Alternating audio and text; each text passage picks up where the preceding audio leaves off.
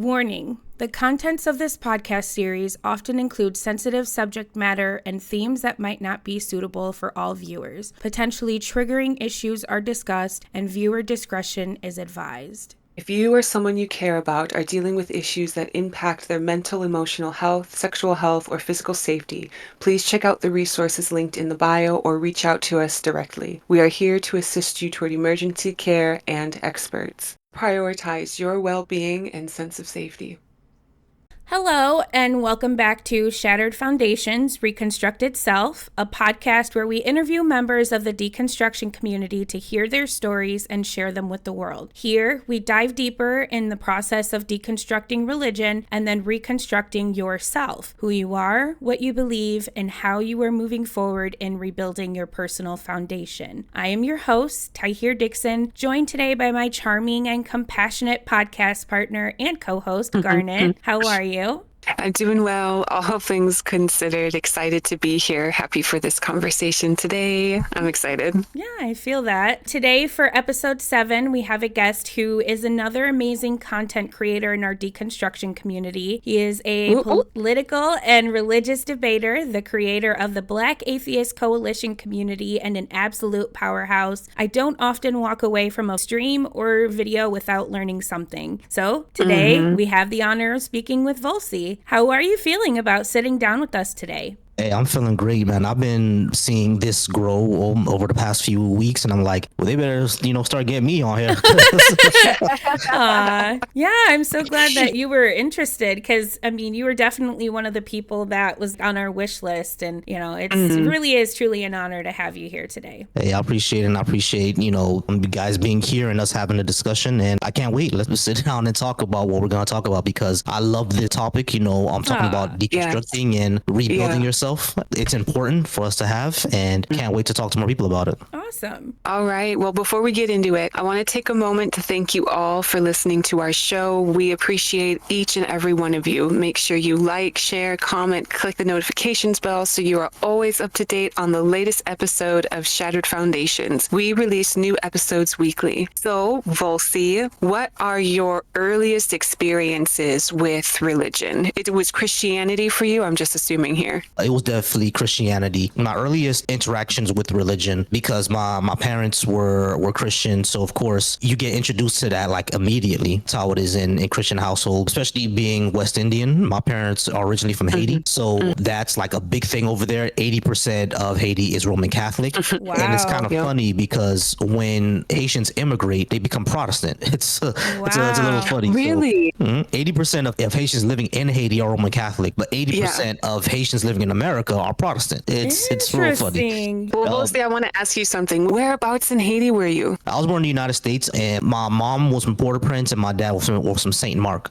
Same department. Saint Mark. Yeah, same department. And over in Haiti, instead of states, they have departments. So So Port-au-Prince and Saint Mark are in the same department, but they're like 3 hours apart. So yeah, my mom went to the Bahamas first, and my dad went to Mexico first, and that's how he was able to get into the United States. And my mom was able to get to the United States through the Bahamas. I was in Mirabale. Oh, Mirabale, yeah. That's a nice area. Yeah, I love Mirabale. So you were born here in the U.S., raised in a Christian household, and so your family wasn't really like practicing the Catholicism flavor. The flavor that you grew up with is more the Protestant? Yeah, both my parents, they were Pentecostals, essentially Pentecostal Christians, specifically Haitian Pentecostal. Now, my grandmother on my mom's side was still Catholic for years when she came over. So I remember, going to her with her Catholic church and doing communion. I remember my sisters going to Catholic school. Now, my grandmother on my dad's side, she was in the same political party as Papa Doc and, Jean-Claude Duvalier. She was in the same political party as his. So she actually wasn't Christian. She practiced Haitian voodoo. Yeah. So, and my first interaction with that religion was mixed because my grandma, grandmothers are very protective. So what happened to us if we go to her say, grandma, someone was bullying me day at school, she would say, okay, I'm gonna do something about that, puts a curse on it. So we loved her for that, but then my parents are always telling us, this is a bad thing, you don't need to be there and stuff like that. But it's my dad's mom, they're not gonna kick her out. They still love her. Yeah. They would just always encourage her to convert and to become Christian. They said, the devil is a liar, all that type of good stuff. And they viewed like anything spiritually African is the devil, because that's a colonialism demonized thing. Yeah, demonized because of the colonialism thing, you know what I mean? So I'll tell you that story later. But when I grew out of religion, that's when I started looking more into it, and I don't demonize it anymore. But when I was young, it was very, very demonized. Sure. Yeah. Just out of curiosity, do you feel like there was ever a time where somebody got cursed and like something did happen and you were like, oh snap? Yeah, that's when I was a kid. Right. She would curse people, and then I would come to school the next day, and the kid has boils all over him. Oh, my snap. God. Yeah. Wow. I will say I too have seen it. Wow. I've seen it. Whatever people want to believe is whatever they want to believe about Christianity. But I've seen power manifest in other kinds of ways in the voodoo context. So yeah, I don't take these kinds of things lightly. Yeah. Yeah. Interesting. Yeah, definitely do not. So you were primarily Pentecostal because that's kind of where your parents landed. You're familiar with voodoo, but were really discouraged from affiliating too much with that because you might catch the devil. But you're also familiar with like the Catholic flavors, so you're familiar with the saints and the rosary and all those kinds of things. Exactly. I'm still okay. I'm familiar with it. I know my grandmother, before she became Protestant, had a rosary and stuff like that, and she would pray for us, and she would do the little oil thing where put a cross on our head. My mom actually still does that. A lot of Haitians do that, as a matter of fact. So it's still a thing. Okay. So sounds like quite a bit of your family was pretty heavily involved. So you were going to church pretty regularly then? Oh yeah, my dad was he was the assistant head pastor. Right now he's officially the head pastor since the head pastor kind of retired. But my dad was the assistant head pastor, and it was him and two other pastors that were there with him. And one pastor split off and started his own church, and my dad with the pastor that we had now for years. And he's actually my godfather. I think that's why my dad went with him, because he's my godfather. So I went there for years, and since I was a PK, a pastor's kid, I was actually expected. Yeah, I was expected to take up the mantle. As you can see, that didn't work out. I was expected to take up that mantle. Yeah, and so it was a thing for a while where I could kind of feel the pressure of I am going to be the one to continue the legacy of this church. You know what I mean? I have to be. I always knew that I was going to be like the youth pastor. Back in the early 2000s, that's when sneaker preachers started to become a thing, and I was in high school back then, right? So I was always saying, how come we can't preach in our jeans and our sneakers? But Haitian culture is very proper, very conservative. So you have to be in your suit, you gotta be in a whole getup. But in the early 2000s, in the mid 2000s, that's when sneaker preachers came around to appeal more to the youth. So I was starting to give these ideas to my parents and the people at the church and stuff like that. And of course, they didn't always go for it. You feel me? But I'm like, this is gonna be what I am. When I take over this church, when I start preaching, I'm gonna go up there on Sunday on the pulpit and be in my Jordans, my jeans, and my t-shirt. I'm gonna be in clean Air Force Ones with my, my y'all know 2000s fashion. Yeah, right. I know 2000s. Yes. Yeah. So that's what I was. Kind of catchphrase on the t-shirt. Like catchphrase on the t-shirt. Saved my life. Catchphrases. Yeah. Yeah. Exactly.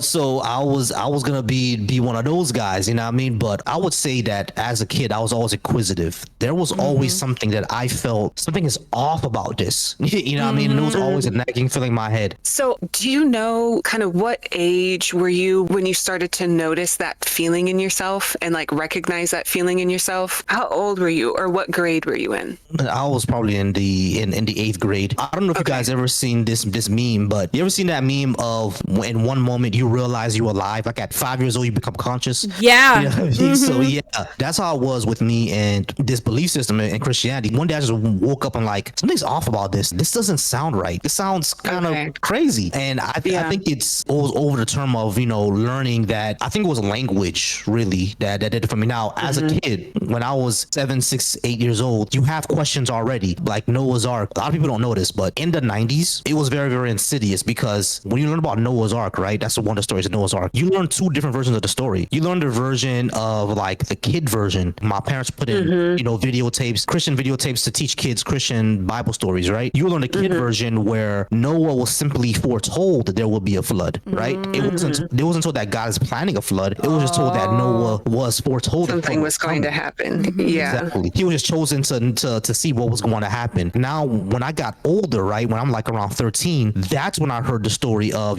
God is killing everyone. He's flooding the world. And I didn't notice it then, but I think later on in my deconstruction, that's when I realized I noticed. I'm like, that doesn't sound right, because I knew I learned something different as a kid. I was one of those 8th grade kids with the glasses and the straight A's, so I know something was wrong. Something is wrong there. And I think once I had that feeling where something is wrong here, it stayed with me throughout the entire time. I think I knew deep down in my subconscious, I didn't really buy any of it. You know what I mean? Something is wrong. Even Adam and Eve's story, when I first read it, I was like, this shit sounds stupid, bro. I know I didn't buy it, but because of my surroundings, because of my environment, because of the fact that my community is there and I didn't want to lose that community, I just played into it. I'll push those feelings to the back of my head. But subconsciously, I'm like, this shit is nonsense, bro. Especially Tower of Babel. Because Tower of Babel, let me just tell y'all this, right? My favorite subject in school, elementary school, was social studies. And by the time I got to middle school and high school, it was history.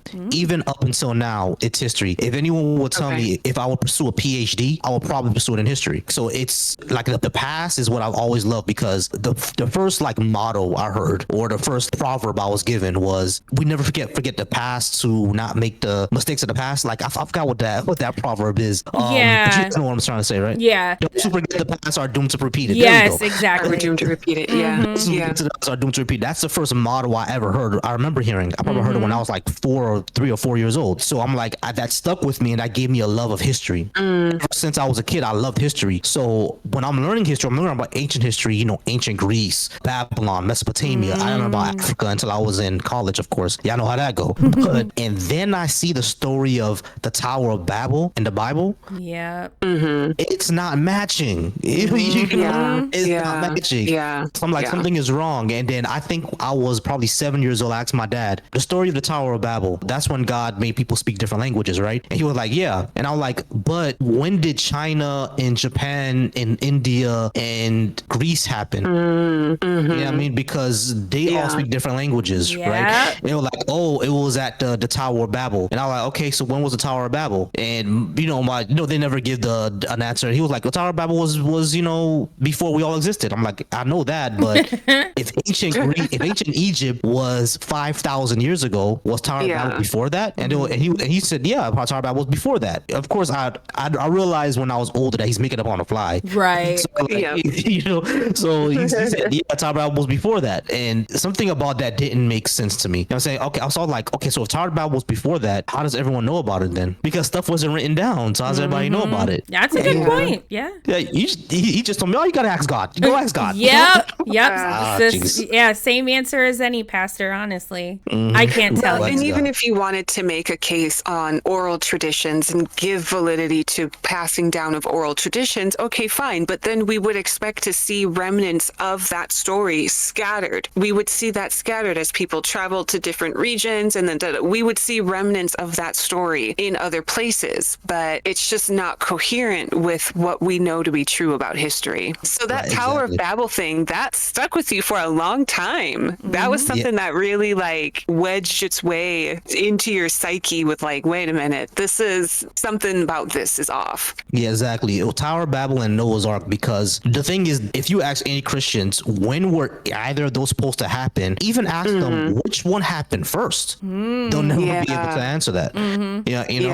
I think the story of the Tower of Babel is after Noah's Ark in the Bible, if I'm not mistaken. Probably someone's I'm not sure which one in which sequence it happened, but if you ask them which one of those happened first, because if God confused all the languages, then it had to be before Noah's Ark, because that's when it was in a certain region. But if it was after Noah's Ark, then that means that God destroyed the world twice. It makes no sense. Right. Which one happened first? And they wouldn't be able to answer that. So those were the two stories that really stuck with me. But then I think when I got to high school, when I started learning about genetics, that's when Adam and Eve came into play. And I'm like, okay, now that story doesn't make sense sense either. Yeah. If that's wrong, what else is wrong? And that's also interesting because those are some of the very first things that you learn, but that are really emphasized out of the Bible for kid-friendly types of stories. And then for those to be then the ones that you're kind of like, that first make you think twice is really fascinating. They teach you these things to indoctrinate you, but then those might even be the same things that help push you away from it too. Yep. Exactly. So let's get into high school. Let's get into genetics. Let's get into Adam and Eve. So you're already Noah's Ark. That's a wash.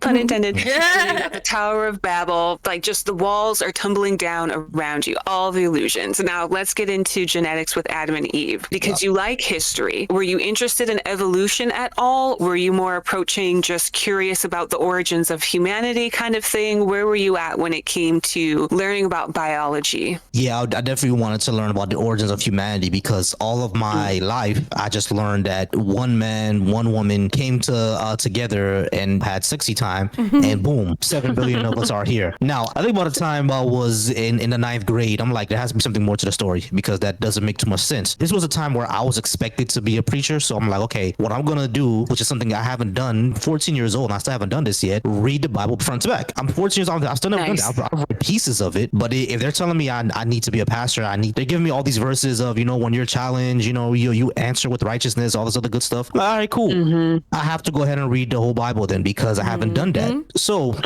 go ahead and crack it up, open, take a read. Then I run into a problem. Where is Cain's wife coming from? Run into a problem. I'm like, what? Yeah. Cain got a wife from the land of who? How is their land now? I thought it was only 3 of them on the planet. What exactly is happening here? They never mentioned Cain's wife. So, of course, I go to the person who I think has all the answers, the one who's the smartest person I know about the Bible, my dad. And I asked him straight up, where's Cain's wife coming from? I said, yo, Pop, who's Cain's wife? Where did she come from? And of course, my dad doesn't say ask God. He actually says, he takes the implication to his logical conclusion. That's his sister. You'll find a lot of Christians today who would take that to his logical implication. They will fully admit that, Cain was out here smashing his sister. And I'm like, wow, that is gross. I have 2 older sisters and I can't even imagine. You know what I mean? I'm a 14-year-old boy. Of course, I don't get along with my sisters at that age.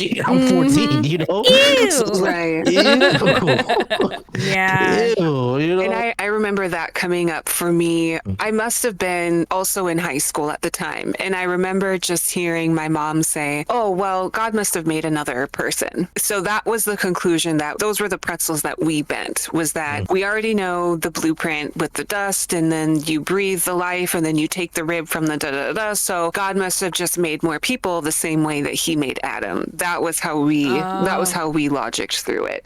But I mean, the sister thing, that's always the choice. Yeah, so I was when I heard that, I was like, yes, ew, that don't sound. I don't think I would do that. That don't sound right. So I'm like, okay, but my dad obviously doesn't know the answer. I just gotta go ahead and figure this out when I get older. 9th grade, that's when you first learned about biology. Sex ed was already a thing, of course, but you learn about biology now. So I'm looking at my biology book and I'm learning about genetics. And of course, when you learn about genetics, basic genetics, they're gonna teach you about interbreeding. Right. Interbreeding can't happen. And if 2 people of 2 close genetic profiles happen, then you get disabilities, genetic abnormalities, you get all that good, type of good stuff. So I'm reading all this and I'm like, hold on, man. Cain was out here just hitting his sister. It's really gross. I mean, very, very gross. Yeah, I mean, and I know that women can have a lot of children, but I'm like, I just know even ain't busting it wide open like this. Okay, like that's this is not the case. So something's gonna happen to her body, Right. Of course, I'm reading all this and I'm like, so if Cain was sleeping with his sister, those kids are gonna be malformed and have disabilities and susceptible to diseases, all this other stuff I'm learning about in basic biology, right? And I'm like, so are all the other kids that Cain is gonna have to go ahead and sleep with to repopulate the planet. They're all gonna have problems. And then the dad, Adam, he's gonna have to start smashing his daughters. Ew. Yeah. Well, that's gonna become a problem. Like, ugh, this sounds gross. I I got to go back and try to learn all this. Now, I'm going to give my age away here. I graduated high school in 2005. So I'm in ninth grade around 2000, 2001. Oh, wow. What people actually don't remember is that Google wasn't a thing back then. It was Ask Jeeves. Right. Oh, yeah. Oh, wow. Jeeves. Yeah, we're going Yeah, back. I remember Jeeves. I do too. So I'm on Ask Jeeves asking this question, but I don't think a lot of people don't realize that Ask Jeeves sucked, which is why Google took over. Oh, yeah. Jeeves was Yeah, crazy that's because true. whatever words you put in there, it just grabs any website that has those words in it. So you don't actually find. Oh, yeah. Yeah, you that's don't actually. true. That's what it was. Now Google had a different algorithm. They kind of started generative AI because the words that algorithm has, it reaches to something that's more in line with what you're looking for. I mean, so it makes Concepts and phrases. concepts and phrases. Yeah, exactly. Yeah. It understands the grammar of what you're actually asking for. Yeah. So now Google didn't exist. So I'm on Ask Jeeves, 9th grade, 10th grade, 11th grade, can't find the answer. Then in the second semester of 11th grade, that's when one of my science teachers said Google. Right. That's the first one. So that's when I actually looked into it, and I think that's when I first learned about evolution. Because even though I didn't go to a bad high school, they didn't touch on evolution. They really didn't. I don't know if that's because the class that I was in. I think I'm in Florida. Florida is still very much the Bible Belt. Yeah, it's still very much the Bible Belt down here. So I don't know if it was a thing where it was taken out the school board, or it was just like my class. It was slow and they just never got into it. Which is when I first learned about evolution. That's when that happened, right? Because when I typed that in, how did Eve and Cain procreate? If that was a sister, genetics says this, et cetera, et cetera, et cetera. That's when I started seeing all those websites trying to explain that Adam and Eve's story probably didn't happen. Right. Yeah.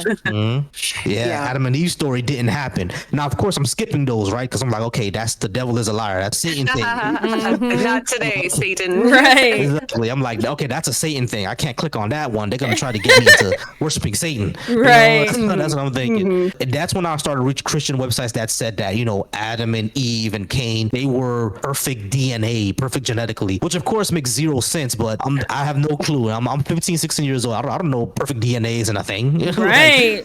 Yeah. So I just take it for that. I'm like, okay, Adam and Eve have perfect DNA. So for years, I'm cool with Adam and Eve. What does that mean? Right? Like, what does that even mean? What does that even mean? Because even if we grant that, because they were the very start, the most optimized DNA, the best built telomeres, even if we grant them that, it still doesn't change the mechanics of human reproduction. Right. There's and that for me, when I hear that really falls in line with, yes, eugenics, but like the pure blood, noble blood type stuff, like how royal families, especially this was really common in European monarchies, like all the incest, all the cousins and all that stuff with each other, trying to keep their quote unquote blood strong. That's what I hear when I hear stuff like that. Yeah. Yeah. That's why I'm sure we'll get into this later. I've always said that Christianity and Islam, for the most part, are supremacist ideologies. They're more religion, they're supremacist ideologies, but we'll get into that later. I was believing this perfect DNA BS for years, right? That's when, I graduated high school, I'm in college now, and I don't know if you guys remember, but in 2006, the website that we all post on came out, YouTube. YouTube, and remember, and in YouTube, people were putting out content, right? So 2006, 2007, my first probably 2 years on YouTube was arguing with metalheads over rap. That's funny. I don't know why that was a thing. Just cause. That is a just cause. That was your first experience on YouTube, fighting the good fight. Which I was going to say, you were debating people on the internet even way back then about something different. You were rapping online. Like, you barely found Google and you were ready to go, man. Like, so you've always had this element to you where you were in that online space and you were going toe to toe with people. So that's consistent with you. That's cool. Yeah, that's I cool. agree. Yeah, exactly. It was always a thing. Since back then, it was pretty consistent of me arguing certain things. And then, of course, I went through an early incel phase but thankfully, that's something that a lot of people don't know about me. I did go through a proto incel phase. Incel before that became an actual community online. And I don't know if there is a God or any other superpower out there, but if there is one, I think whatever that is, because if I was growing up in these times today, y'all would not be friends with me. Yeah, I would not be friends with me. Yeah. I had very shitty beliefs about women and the LGBTQ community, very terrible beliefs. Even just outside of Christianity, I had bad beliefs, you know? Thank goodness I was able to grow out of that, but very toxic. I think during my first times on YouTube, I think I first heard the motto, the internet is where religion goes to die. Because that's when I ran into channels like Thunderfoot, channels like Aaron Raw, channels like Peach, The Amazing Atheists. Basically, well, The Amazing Atheist is, anyway, we'll get into that later. I haven't heard of any of these guys. So No, yeah, me just go either. ahead. Yeah. These are early 2000s atheist creators. Right now, of course, you have Okay. Alex O'Connor, you have Holy Kool-Aid, the deconstruction community, us, but they were more people who were debating before debating was a thing. Remember back then? Oh. Yeah, back then YouTube didn't look like what it looks now. You had a 10-minute limit on your videos, and it was more of a social media thing, which means that you can reply to someone's video under their video. So basically, what happened, right? You would see the YouTube video, and then under it, you would see videos of people who replied to that person. Wow. Yeah, I mean, like, I don't know why YouTube took that away. That was an amazing feature that YouTube had. They don't have that anymore. So YouTube was more of a social media back then. You could inbox people, stuff like that. People can comment on your page, all that good stuff, right? That was how YouTube was back then. But yeah, they don't do that now. Now, the thing is about YouTube, right? This is how people used to go down rabbit holes. They would see one video and they'll see the responses and they'll go to the responses. And sometimes the response would actually say previous video before last, meaning that that's the first video that you should watch. I don't know why YouTube took that away. That was an amazing feature. But that's how it was, right? That's how people go into rabbit holes. Like they would go into the first video that started the exchange and go all down to the rabbit hole. So the rabbit hole that I jumped into was Thunderfoot. He created a series called Why Do People Laugh at Creationists? Now, at that point, I was a creationist. I just didn't have the language for it. I didn't know what it was called. But he explained out a creationist as a person that believed that the earth started 6,000 years ago by God, Adam and Eve, etc., etc. Now, at that time, my views were a little bit more complex. I knew the earth wasn't 6,000 years old, but I still believed that Adam and Eve and that God created the universe. So why do people laugh at creationists? It was a response video to another guy named Venom Fang X. Venom Fang X was a Christian creator, right? So now at that point, the thing that YouTube kept was, turning off comments and blocking certain comments, not letting people, filtering comments, allowing certain comments. Oh, okay. Now, back then, what also got filtered out was the response videos. People who could respond to you, right? Because remember, back then, the response video would be under the video. But if you censored or you control your channel like that, people wouldn't see the response videos. Right. Back then, people had to put into their video, this is a response to this video. You know what I mean? And here's the link to it. That's what people used to do back then. And that's how we got into rabbit holes. So because of that, Thunderfoot would be saying, this is a response to this guy's video. So I would go back to watch Venom Fang X's video. And I was like, okay, yeah, Venom Fang X is right. But then YouTube back then, it will still recommend you other videos back then. And Thunderfoot's video. So I'll watch that. And he would literally debunk everything that Venom Fang X said. With like sources, with like, it was one of those things where I couldn't deny it. I couldn't deny it. Now, besides Thunderfoot, there was also a guy named Aaron Raw. Yeah, there was also a guy named Aaron Raw who started the series 15 Foundational Falsehoods of Creationism. It still holds up today. It's like a 15-year-old series. Wow. And it has like 15 parts to it. And it still holds up today. It still holds up. If you go back and watch it, you'll probably, I'm still going back to watch to learn new things that I didn't know, Wow. And it's one from 15 years ago. So it's a great series. Y'all should try to get him on this podcast one day. But yeah, he started that series, 15 Foundational Falsehoods of Creationism, right? And there were other atheist creators back then. They would go back and forth with Christians and respond to them, et cetera, et cetera. Wow. You know what I mean? I Talk had about no evolution, idea. giving proof. This was a thing from cool. back then. That was the proto deconstruction community, because that's how I fell into the deconstruction, right? I would watch those videos, and of course there were Christian creators too, but these were Christian creators who were still Christians, still believed in God, but they knew and understand evolution. So they would go out there and be like, hey, you guys, all you creationists atheists out there, you're being stupid. This is evolution. Like this is how God created things, and they would explain evolution. You know what I mean? And I was like, okay, so I can be a Christian and can understand this, and that was my compromise. So for a while, even though I was still a theistic evolutionist, right? I just think God guided evolution, and God is the one who did all this, right? So that was my compromise back then. Exactly, that was my compromise. God is the one who controlled evolution, basically. So that was my compromise, and that's why I stayed at for years, because the entire thing going on with atheists was scaring me. I think what really started my deconstruction is I couldn't go to church anymore because I started to work. Now I'm 19 years old. My parents are basically saying, all right, you're a grown man now, but you're still living at home, which is fine. I'm not gonna kick you out, but you better be contributing around here. Right. You know? Yeah. So, which is fair enough. Which is fair enough. You know what I mean? I had to be maybe around 24 to 25. That's when I first got a job that happened on Sunday instead of the regular Monday through Friday, or the regular Monday through Saturday. You get one day off in the week, which was good for me, because the years before that's when I heard my first heartbreak. It didn't push me away from church, because I did meet her at church. That was the first person I fell in love with, the woman I lost my virginity to, all that. She was my first everything.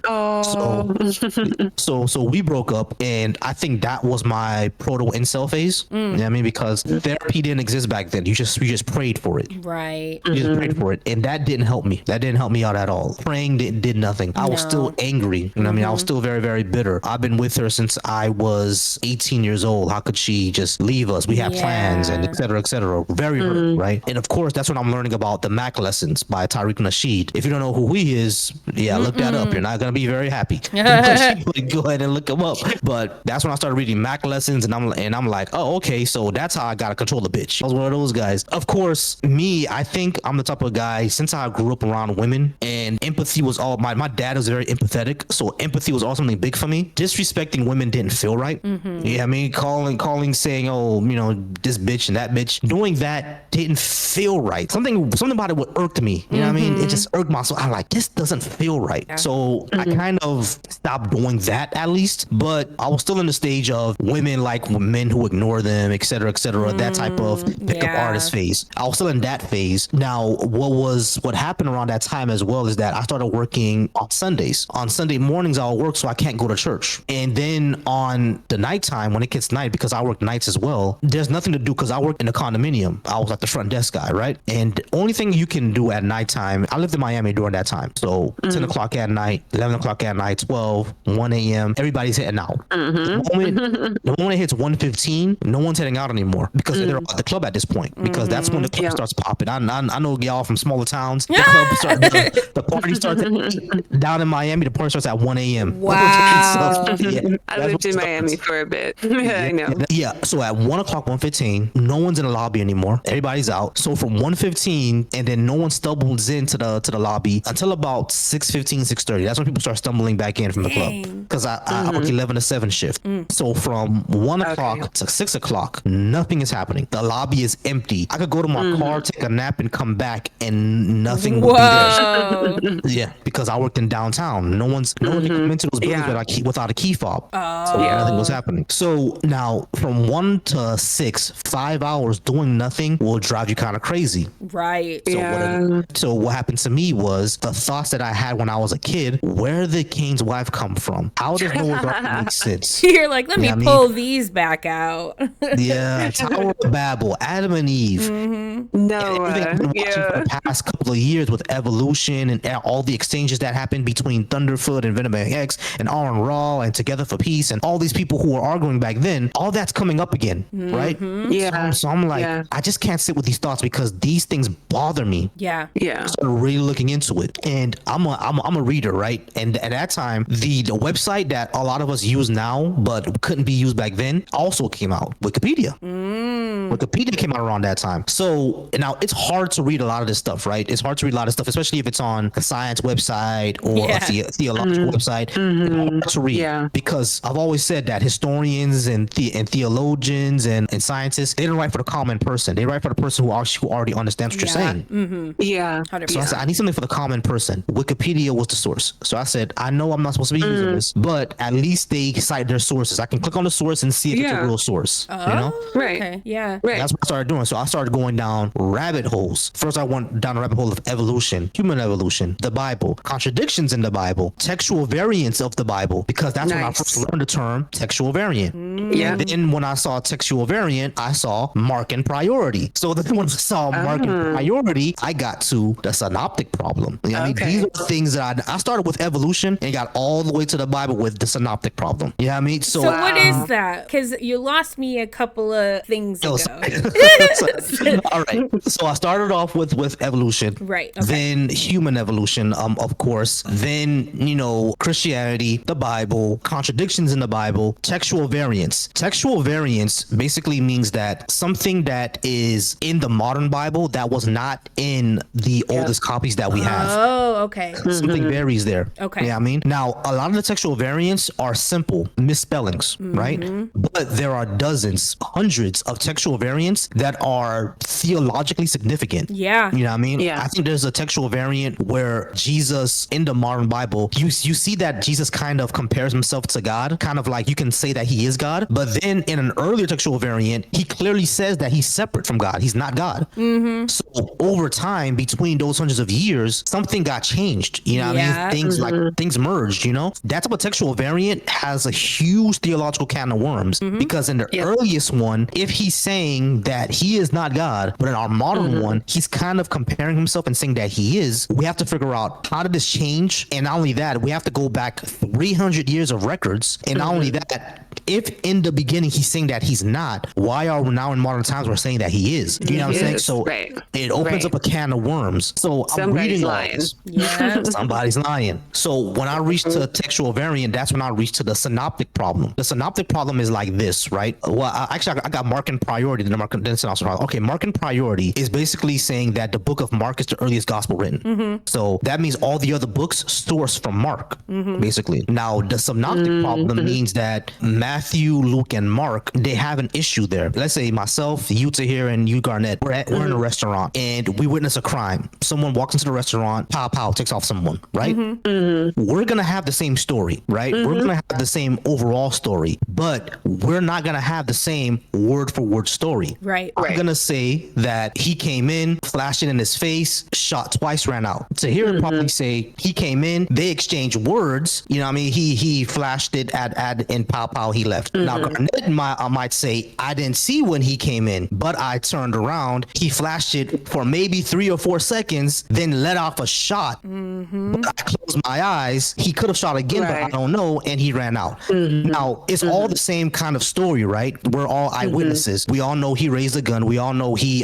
took off 2 shots. Only Garnett only heard 1 shot, but that's okay. Me and Tahir, verify that he took 2 shots. We're all telling the same kind of story, but from different angles. Now, think about if I said I saw him, he had a blue shirt with a red wristband, and he shot the guy twice with a .22 pistol.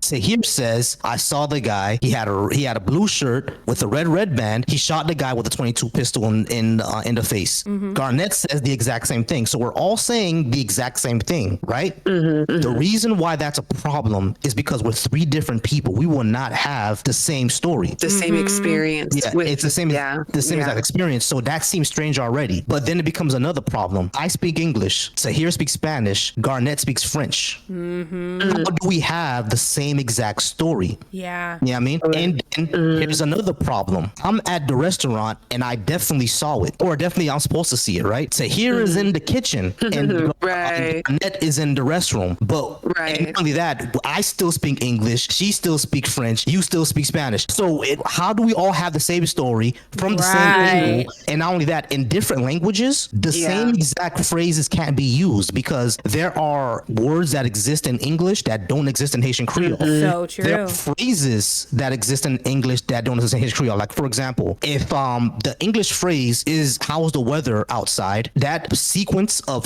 words that doesn't exist in Creole. Right. You have to say "Est-ce que la fait la pluie?" It literally translates to "Is it raining?" But contextually, it's "How's the weather outside?" How's the weather? You know what I mean? Yeah. Well, literally it translates to one thing, but figuratively, this is what you're trying to say. The way it's Right. used, yeah, socially, the meaning is different. The meaning is different, exactly. So the language is not going to be the same. The problem with what we're coming with, the synoptic problem, is that Mark, Matthew, and Luke, they say the same thing in the same phrasing in the exact same way. But these are supposed to be three different people speaking. Right. So that's what the synoptic problem is. We know that someone copied somebody, and if Mark is the first one, we know that Mark is the first one. No one can deny that Mark is the first one. Then Luke and Matthew copied Mark, but that opens up another theological can of worms. Can we then say these are eyewitness testimony? Right. We can't really, especially since Matthew says something that neither Mark or Luke say. Matthew says that a zombie apocalypse happened, basically. You know, the saints and the people after, you know, Jesus was crucified on the cross. Matthew says that's right. Yeah, All the Matthew dead says people. that you know, turned over stones and all that. That's not in Luke and that's not in Mark. Right. But Mark is the first one. Mark is the first one. Mark will obviously say something like that if that happened. You know what I mean? So after I'm learning all this, right, I'm still going through the point where I had to be honest with myself. I'm like, is a lot of parts of the Bible complete BS? I had to say, yeah. You know what I mean? At this time, I'm pretty well versed in, you know, not well versed in like engineering or whatever, but I understand how nautical engineering works. I understand how logistics works. On top of that, you were exposed through those YouTube rabbit holes. You were exposed to what peer-reviewed sources look like. So you now have a standard against which you can measure all of your information. That's true. Because you saw that in real time and the way that proof, what that actually means, what is evidence. So yeah. Exactly. And not only that, of course, I'm in college at all this time. They're asking you to cite your sources, prove your case, et cetera, et cetera, et cetera. You know what I mean? And all the Christians can tell me is that, oh, it's just from the Bible. And I can just, and every time I ask them, is there something outside the Bible that confirms that? All of a sudden, I'm looking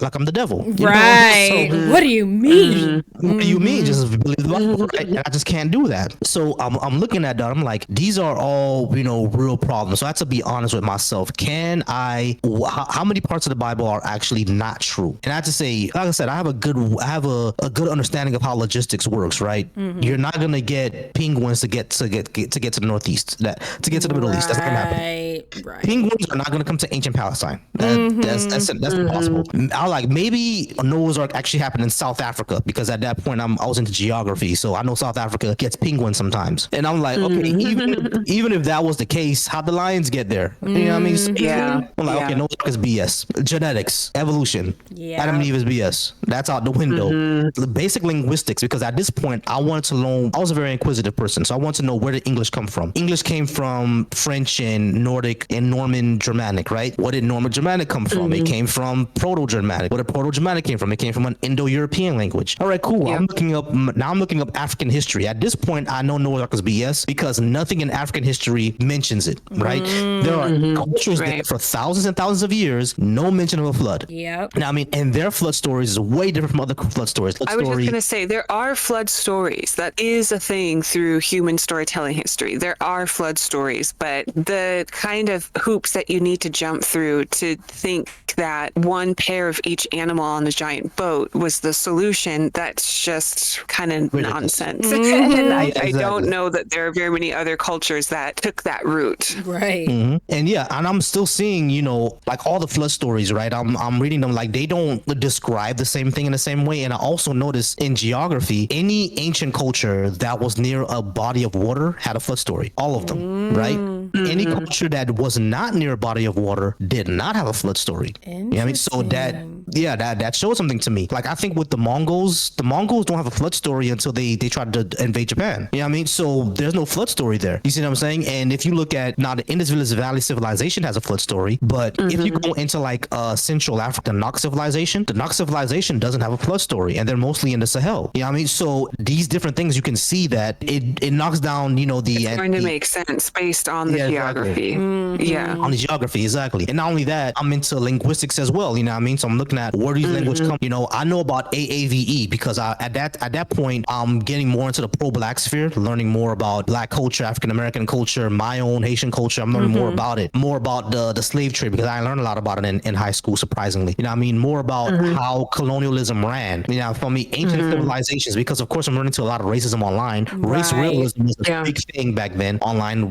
Now race realism is now making a comeback thanks to Sam Harris, and sounds so disappointing. But anyway, it's making a comeback a little bit. So I'm reading about all these things, and I'm like, yeah, this doesn't make any damn sense. And I realized, would I be Christian without colonialism? Nah, I wouldn't be. That is the question. Right. Correct. And then I had to realize, okay, I need to really examine this. Where is the evidence? Because at this point, I'm still wanting to hold on to my faith. Right. But I had to ask myself, where is the evidence? I go searching. I really go searching. I really want to find this evidence. I want to prove that my entire identity is not incorrect. So being a Christian was my entire identity at that point. So I need to prove that is not incorrect. I need to cite my sources. I need to do what my philosophy teacher said. You told me what you believe. You didn't tell me why you believe it.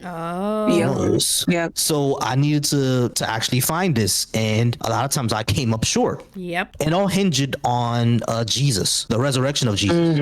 And that's when I ran to, and when I thought was going to save me. That was the case for Christ. I thought that was going to save me, right? But guess what? There's rebuttals to the case for Christ. Yeah. You know what I mean? Is that a documentary? It's a book written by, I think, Mark Lacona. I think he made a movie out of that. Not a like a movie, but like a historical documentary thing. Yeah. I think I watched that too. I never read the book, but I watched The Case for Christ. Interesting. I ran into that, but there's also rebuttals. There was peer-reviewed studies. There are actual historians that looked into this and be like, oh yeah, this is all BS. He got this wrong, got that wrong, and they got that wrong. And here's the sources to show that he got it wrong. Wow. Shit.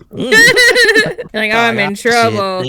So I'm like, okay, the resurrection of Jesus doesn't actually have any real, actual, tangible evidence. So I asked myself a question. At this point, I know that there's not a lot of evidence to believe this, but I'm like, okay, does it give me a purpose? Does it give me grounding? Does it give me morals? Does it give me any of that? And without that, I'm not going to be able to be a good person. But I kind of shocked myself when I said that. I'm like, hold on, without believing in this book, I'll be out killing people? Really? Right.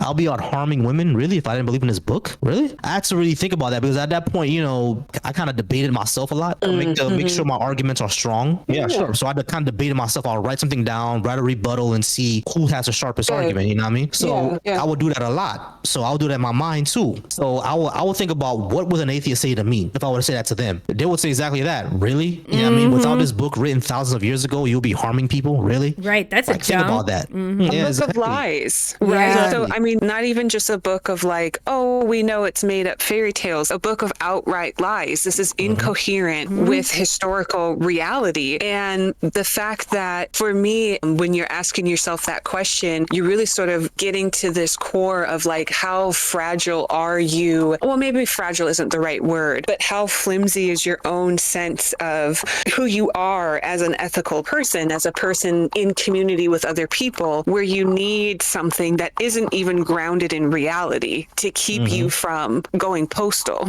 Like that. Yeah. Like, is that where we're all at? That's a big question for a lot of people, I'm finding. Yeah, exactly. And I had to really ask this. This is kind of ridiculous for me to say. And I'm like, you know what? I need to really soul search and be honest with myself and ask myself a couple of questions. Is this necessary? Do I actually need this? You know what I mean? Do I need this for morals, for purpose, for values? Can I live a good life without it? Do I actually have a good reason, evidentiary basis to believe this? You know what I mean? And if I don't, can I honestly still believe something I do not have evidence for? Right. You know what I mean? Because people ask me the same question a lot about all the other religions. Hinduism, how come you don't believe in your grandmother's voodoo? How come you don't believe in that? I'm like, there's no proof of that. You know what I mean? Right. Now, why I'm not applying the same thing to the Christian faith. So it took some time. It took some time. I think it took me like 9 years. This was probably a lifetime, honestly, because I knew from young that something was wrong. Right. But I think all these years later, and then I think finally around the time, probably around 32 or 33, the answers to those questions was no. Yeah. So that's when I finally stopped believing it. I don't need this to live a good life. I don't need it for morals, purpose, or values. And I can't believe something that I don't have evidence for. I'm just not going to believe it. So, but just for clarification, so you said you were mid-20s when you started working and you had that job where you had to work on Sundays. So between then and when you finally were able to answer those questions and the answer was no, do you know how much time passed between there? Man, it had to be like 6 years. You know what I mean? Because I was like searching for the answer. Now, I went through a time of, okay, maybe I'm not Christian anymore. Maybe I don't believe that, but I'm very spiritual. Yeah. Still believe there's some sort of God out there. And then I said, okay, maybe I'm a deist. I mean, God exists outside of space and time and creating everything, but that doesn't make any sense because everything takes up time and space. So saying that he's outside of reality means he's not real. You know? Yeah. Right. Something that I always argue when people say that he's outside of space and time. Okay, so he's not real because he's outside of reality. Right. Yeah. And then I said, okay, the universe is God. It doesn't, I kind of believe in Spinoza's God. You know, the God is how the universe develops, the thinking and moving parts. We are the universe. We are God. And that means there's no God at all.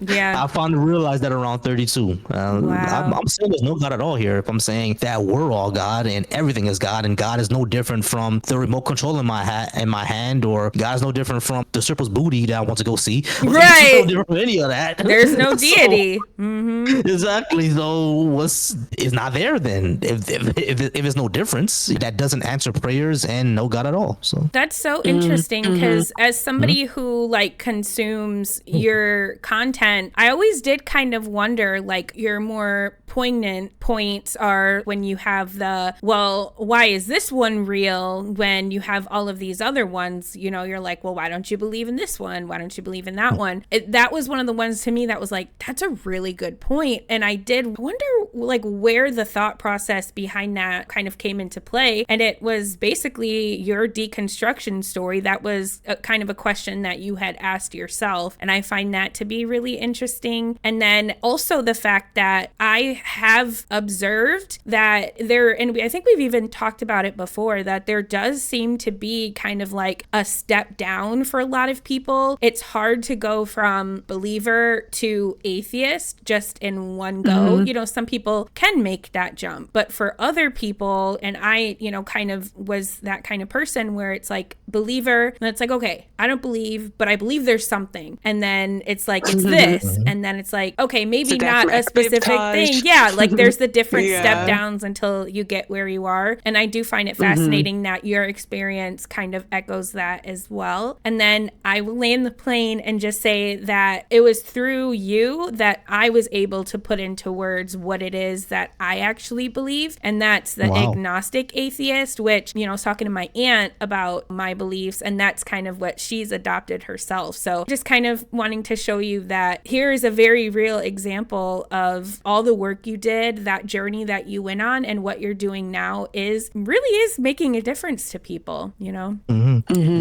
Yeah. I appreciate that. Like, that's what I want to do. You know, I want to open up the conversation because I know there's a lot more of us out there. And the fact that I'm able to see, you know, just like how you said, like witness that there were people I was able to put into words what people are thinking, you know. I want to do more of that. I mean, one of the things that I would actually like to do is that I want to talk more to our community, more to the Black community, because like I like all the guests that I get. It's fine, you know, I like to talk to them, but I realize that they skew more towards one demographic.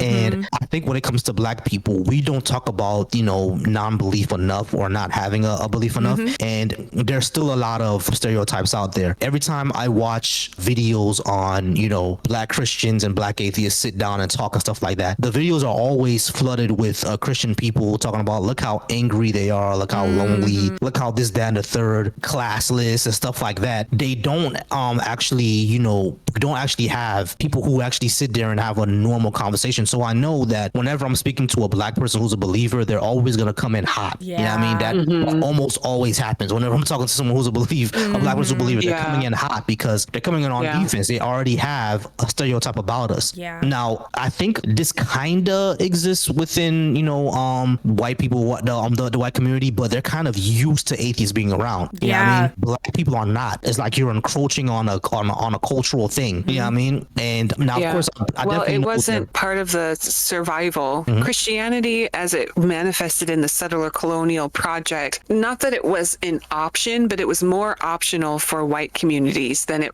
definitely was for Black and Native communities. So when Black and Native people picked up the Bible, it was a mode of survival versus white people picking up the Bible either for their individual preference because they had the feely goosebumps about it, or it was a mechanism to power. It was a proximity to power for them. Yeah, I mean, Yeah, for exactly. us, it was So, survival those and dynamics force. are different. Yeah. Yeah. And for them it's just for dominance, you know what I mean, which is Right. something that I definitely want to get into when I speak on politics, you know what I mean, how white culture is kind of about dominance. But yeah, so it is one of those is one of the reasons why like I want to aim more towards speaking towards the Black community. Now, one thing that I wanted to do was I wanted to do the whole, you know, I know I'm kind of stealing their swag here, but you know, the whole Charlie Kirk set up a tent, come talk to a person type of thing. Yeah. I mean, I like to do that. Now, one thing I was thinking about doing was, you know, doing it in public, like on campuses. And I think I was actually gonna do it like in front of churches, but I scrapped that idea of doing it in front of churches because that's kind of like a dick move, you know? Yeah. Like, that's kind of a dick move. So I'll do it more on yeah, it's kind of, I mean, they just getting out of church and want to go home and eat something, bro. Like, don't bother those people. Right. So, but I will go to campuses, you know what I mean, and kind of, because the thing is, I don't know if you guys know about this content, but like kind of the street interview content, where they're with their camera. Yeah, that's one thing. One thing I've noticed about that content is that there are people who do it well. You know what I mean? People ask them where they're from, asking them certain type of questions, asking them quiz questions, fun stuff. But 80% out there is really, really horny. You know what I mean? Yeah. Like they're telling girls to twerk. You know what I mean? You know, do you like black guys? Yeah. Stuff like that. You know, how tall does a guy have to be? Weird. You know what I mean? I mean, do you spit or swallow? Stuff like that. And like a lot of some of the women be into it too. And I'm like, it's so uncomfortable, bro. Like, I want to have more intellectual conversations, more conversations about things that matter. You know what I mean? Like, I was first going to start off by going out there and ask people how's their day going. I'm part of an organization called Black Men Build, right? And one thing that we do is the men's circle. You know what I mean? So one thing that in a men's circle that we do is something called temperature check. You know what I mean? We ask you, hey, how's your year going? I mean, how's your year going? How's your week going? How's your day going? And then sometimes we go in reverse. How's your day going? How's your week going? How's your year going? You know what I mean? So it's we do that. So I was thinking about going out there and doing that type of content, going out there and saying, hey, how's your day going? Yeah. How's your week going? How's your year going? You feel me? And then as it gets, you know, more and more, I'll ask them, hey, do you believe in God? Why do you think I should? I mean, because that's what I was going to do on those campuses. I was going to be like, hey, do you believe in God? And ask me yes. And I ask, okay, why do you think I should? Of course, I know I'm going to get the answer like, oh, you don't have to. I'm like, I'm not asking if I have to. I'm asking, is this a thing that... Why should I? Do you think this is a thing that should be part of my life? And if they say, if you want, I'm like, nah, not if I want. What do you actually think, bro? Yeah. You know, that's actually a really good idea because once people reach the college age, that's when you're kind of coming into your adulthood, when you're able to start making decisions for yourself and think for yourself. And they might be kind of excited to like, well, this is what I think. You know what I mean? Like actually have a conversation because they're just coming to a point in their life where it's okay to do that thing. You know what I mean? You don't have so much of like a parent that's, you know, like kind of how we were talking at the beginning of the conversation, teaching you about what life is and what your reality is. So, I mean, you might have some really productive conversations that way. Yeah, exactly. That's exactly what I want to do. And not only that, you know, I think three of the easiest ways in becoming more of an influencer in the Black space, unfortunately, three of the easiest ways are either to be a Christian influencer or a MAGA influencer, of course, or a gender warrior. Yeah, I mean, the whole Black women and modern women are this and Black men or Black men are that. I don't want to do that, man. It's exhausting. I don't know if y'all ever noticed, but even on my political debates, I don't do the whole 50-50 gender war, modern women, Black men are sassy thing. I don't do any of that because it's not only extremely annoying. Where are we going with it? What's the end game? Right. I mean, like, there's no end game to it. There's no end game. We've literally been arguing this. This became popular. This little genre of gender warring became popular in 2010. It's 2024. It's a decade and a half later, y'all. I don't know y'all end and we bro. still have Black trans people. We still have Black intersex people. Like it's all, it's very vapid. But honestly, when it comes to what you're talking about right now with the whole gender war thing, first of all, it's very misleading because it's not a war, because there's really no both sides things here. Because when we look at the rates of domestic violence, when we look at the rates of sexual assault, when we look at the rates of homicide, the data is very clear that it is Black women and femme presenting people that are overwhelmingly the survivors, or not. Very overwhelmingly are the victims of it. So there's no war because there's no both sides are armed and we're back and forth, back and forth, back and forth. Like one side is overwhelmingly that's a good point. Perpetrating harm against the other side. Yeah, so that it really kind of skews what the actual data is saying. But then also too, sometimes I get the impression that exactly how you were just expressing yourself right now, Volcy, like it's exhausting, it's tiring, it's pointless, it's like kind of spinning your wheels kind of thing. But that is the point. The tiredness is the point. The wearing you down is the point. And I don't know that it's necessarily, some complex chess game to get us all too tired to focus on the real issue. I'm sure that many of these creators do believe that this is the quote unquote real issue, that this is what is holding back the community. But the reality is that it is exhausting for a reason. And the wearing down, wearing and tearing on the social discourse and the emotional reserves that it takes to keep going back and forth. Now you got to imagine as a Black woman or a Black femme or a Black trans woman being worn down by these conversations, constantly hearing these things, constantly having to rebut and and it doesn't matter what kind of data you bring because the red pill is going to just keep on steel manning all of the positions. And so now you're drained, you're depleted, and then now you have to go out and still survive in the world. Yeah. So yeah, I feel like it's draining for a reason. I feel like that is the point. Yeah, I mean, that makes sense.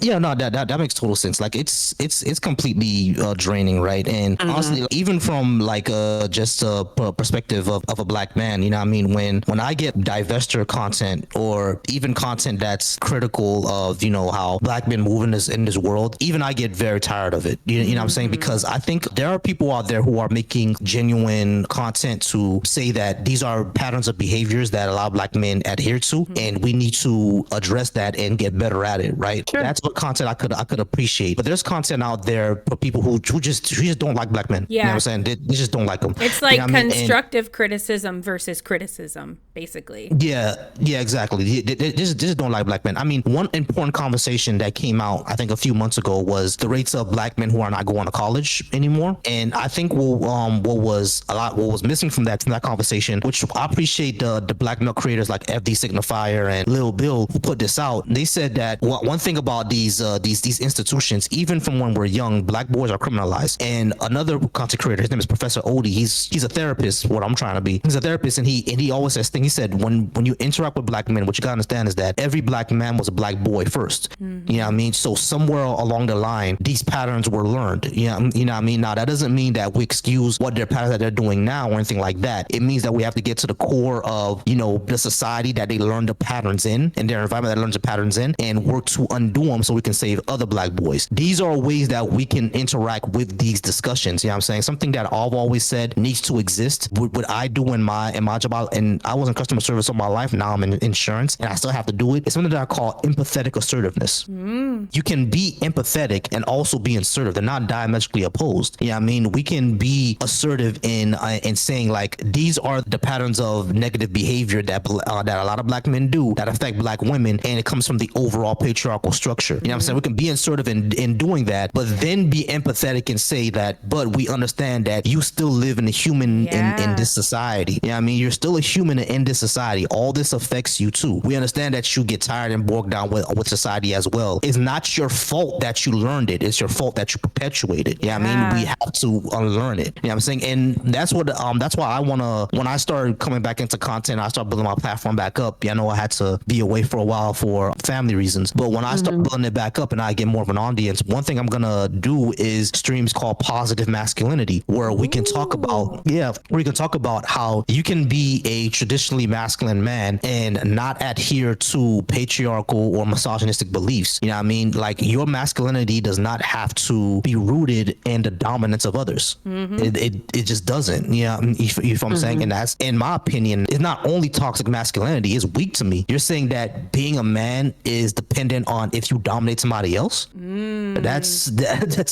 silly. You know what I mean? That's silly. Well, That does not matter, you know? There's a very specific group that needs to be subjugated in order for the masculinity, the toxic masculinity, to be validated. I like what you're talking about here with the positive masculinity, but I wanted to know what you meant by traditional. When you asserted traditional masculinity, what does that mean to you? And then, but then also too, like, what do you mean by divester? Okay, gotcha. When it comes to like traditional masculinity, basically I would say the TV dad version, the leader of the house, doesn't like kind of puts on a strong disposition, like a strong front. A very assertive person doesn't like typical things that are associated with women or femme things. I don't wear pink or paint my nails or anything like that. And I'll hold my, like, if my wife is tired, of course I'll hold her purse, but I won't hold it in a way that women will hold it. I'll probably be like hang it over my backpack or something, like a backpack or something. You know what I'm saying? Like, move traditionally. That's kind of what I mean. The TV dad version. You know what I mean? But I'm thinking about Uncle Phil.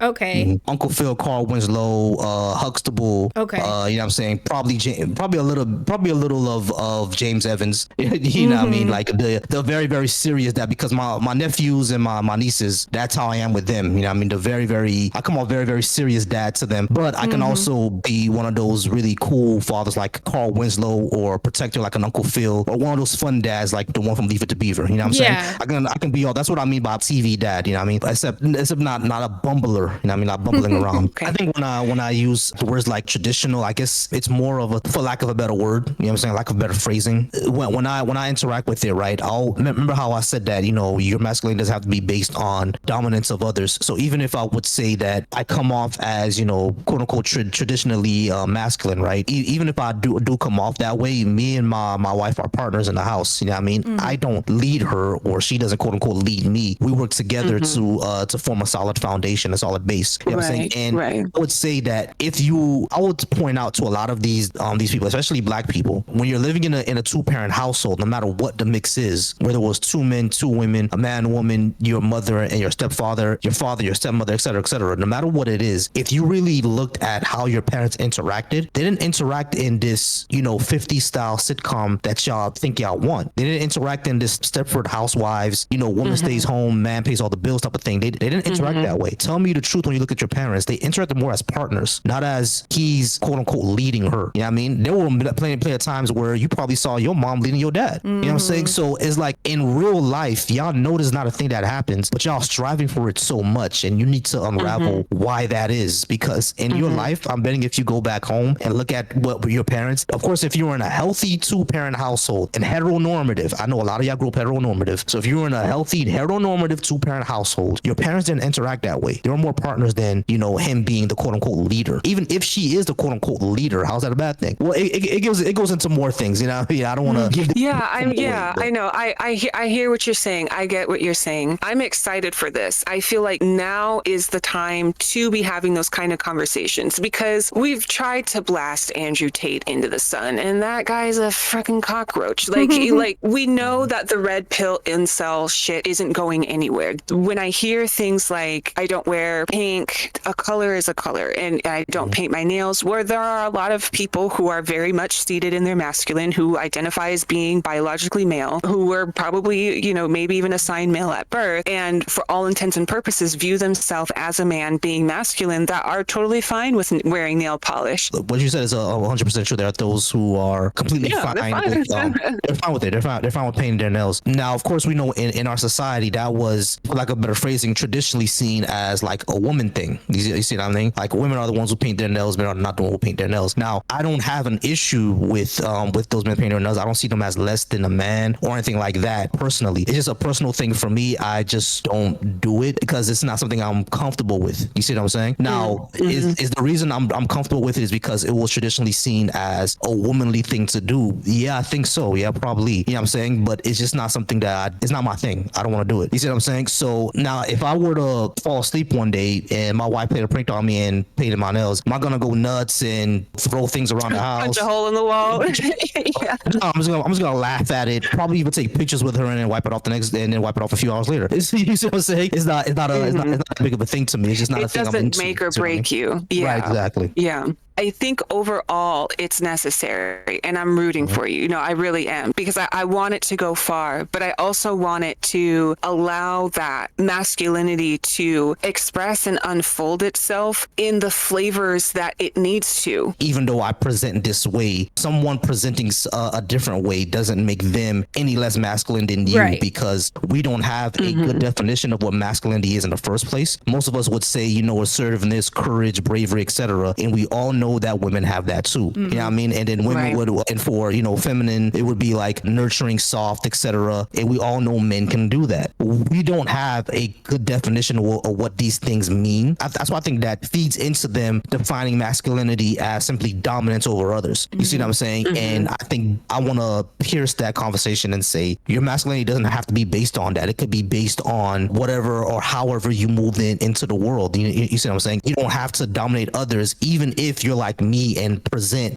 quote unquote traditionally masculine. You see what I'm saying? My masculinity is not based on me quote unquote leading my wife anywhere or leading my household. It's based on how I treat her as a person and how I treat others as a human and how I take care of my house and what I would like to do for myself and see for my progeny. It's not based on, there's a trans girl in Washington that I don't want to play tennis. That is dumb. You know what I'm saying? That has nothing to do with me. That has nothing to do with me. I want to talk to people who kind of would think that masculine is the opposite of what I just said, and speak to them and try to get through to them and tell them and build that community of this is what masculine can be. It can be comprehensive, you know what I mean? Because just because I present traditionally masculine, the only thing that I don't do will probably be paint my nails, when there's other people who present traditionally masculine, and guess what? Like they do. Mezzo, you see what I'm for saying? example. Like Mezzo, exactly. Like a Mezzo, who's that other guy? I saw him. Oh, Simple Black Theory. He's on YouTube as well. I've seen what's his name? Public Offender do the same thing. You know what I'm saying? Even if they would present traditionally masculine, it's something that they like to do and enjoy. It doesn't make them less of a man. And if someone comes up to me and say, I think it does, I want to speak with them and ask them why that is. Where does that come from? How do we unpack that? And how do you get to a better view? Because one thing that I realize is that one of the main reasons why we care what people believe, what they believe, because typically it's a guide for your actions. People care about what you believe because of what it makes you do most times. You see what I'm saying? So if a person typically believes that masculinity is this way, it means this, and there are people who are not like that in society, how would they then move in society? Meaning, how would they vote? Who would they support to control what they think masculinity should be? And that's why I want to talk to them more, because I don't believe in the entire thing of the left does nothing for men. I think it's just that we don't have the visibility for it, but I want to be like that, visible part. You feel what I'm saying? Which is why in Black Men's Build, we do something called Men's Circle, where men do come in and they speak their piece. You know what I mean? They talk about what they're going through there all there on a day to day. And because society has presented them as being a man that does this, how does that affect them? I remember the most prominent Men's Circle that we had. Not gonna put any names out there, but this brother was like, when he got out of, when he was like 16, 17 years old, his dad passed away and he had to be the man of the house. He had to take care of his younger siblings. His father told him, you're going to be the provider now, but he's 17. He doesn't know how to do that. You see what I'm saying? So if I need to provide for my family, one thing that they're going to do, what's the quickest way for me to get money?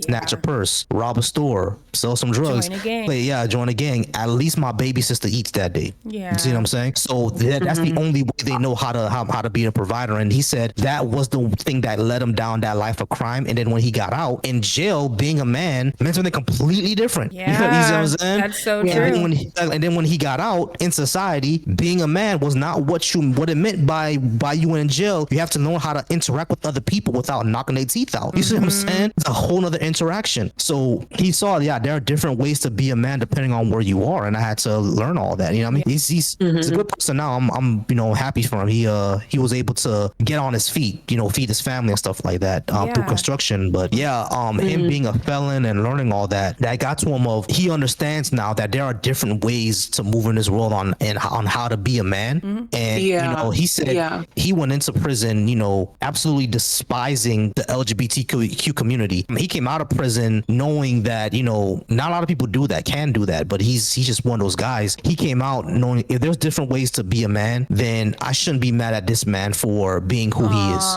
You see what I'm saying? Yeah. He's one of the few that went to prison and learned that. Right. Yeah. Yeah. It's all really good points. And hearing you talk, like, it makes me think about some of the men that I know in my life. And one of the men that I'm probably closest to, he prefers his hair long. Sometimes he'll wear it in a braid. He paints his toenails, not his fingernails, but rides motorcycles, works on cars, is also what you would quote unquote traditionally see in a quote unquote manly man. And so, like, he did kind of in a lot of ways even repurpose in my brain what I see a quote unquote man as being. And yeah, I mean, there is so many different ways to do it. And it means so many different things to so many people. So yeah, I think that's really, and that's one of my favorite things about you, Volcy, is I really feel like you want to, and you do have the conversations with people that need to be had. Like, they're meaningful conversations. They're not just, let me get a quick, like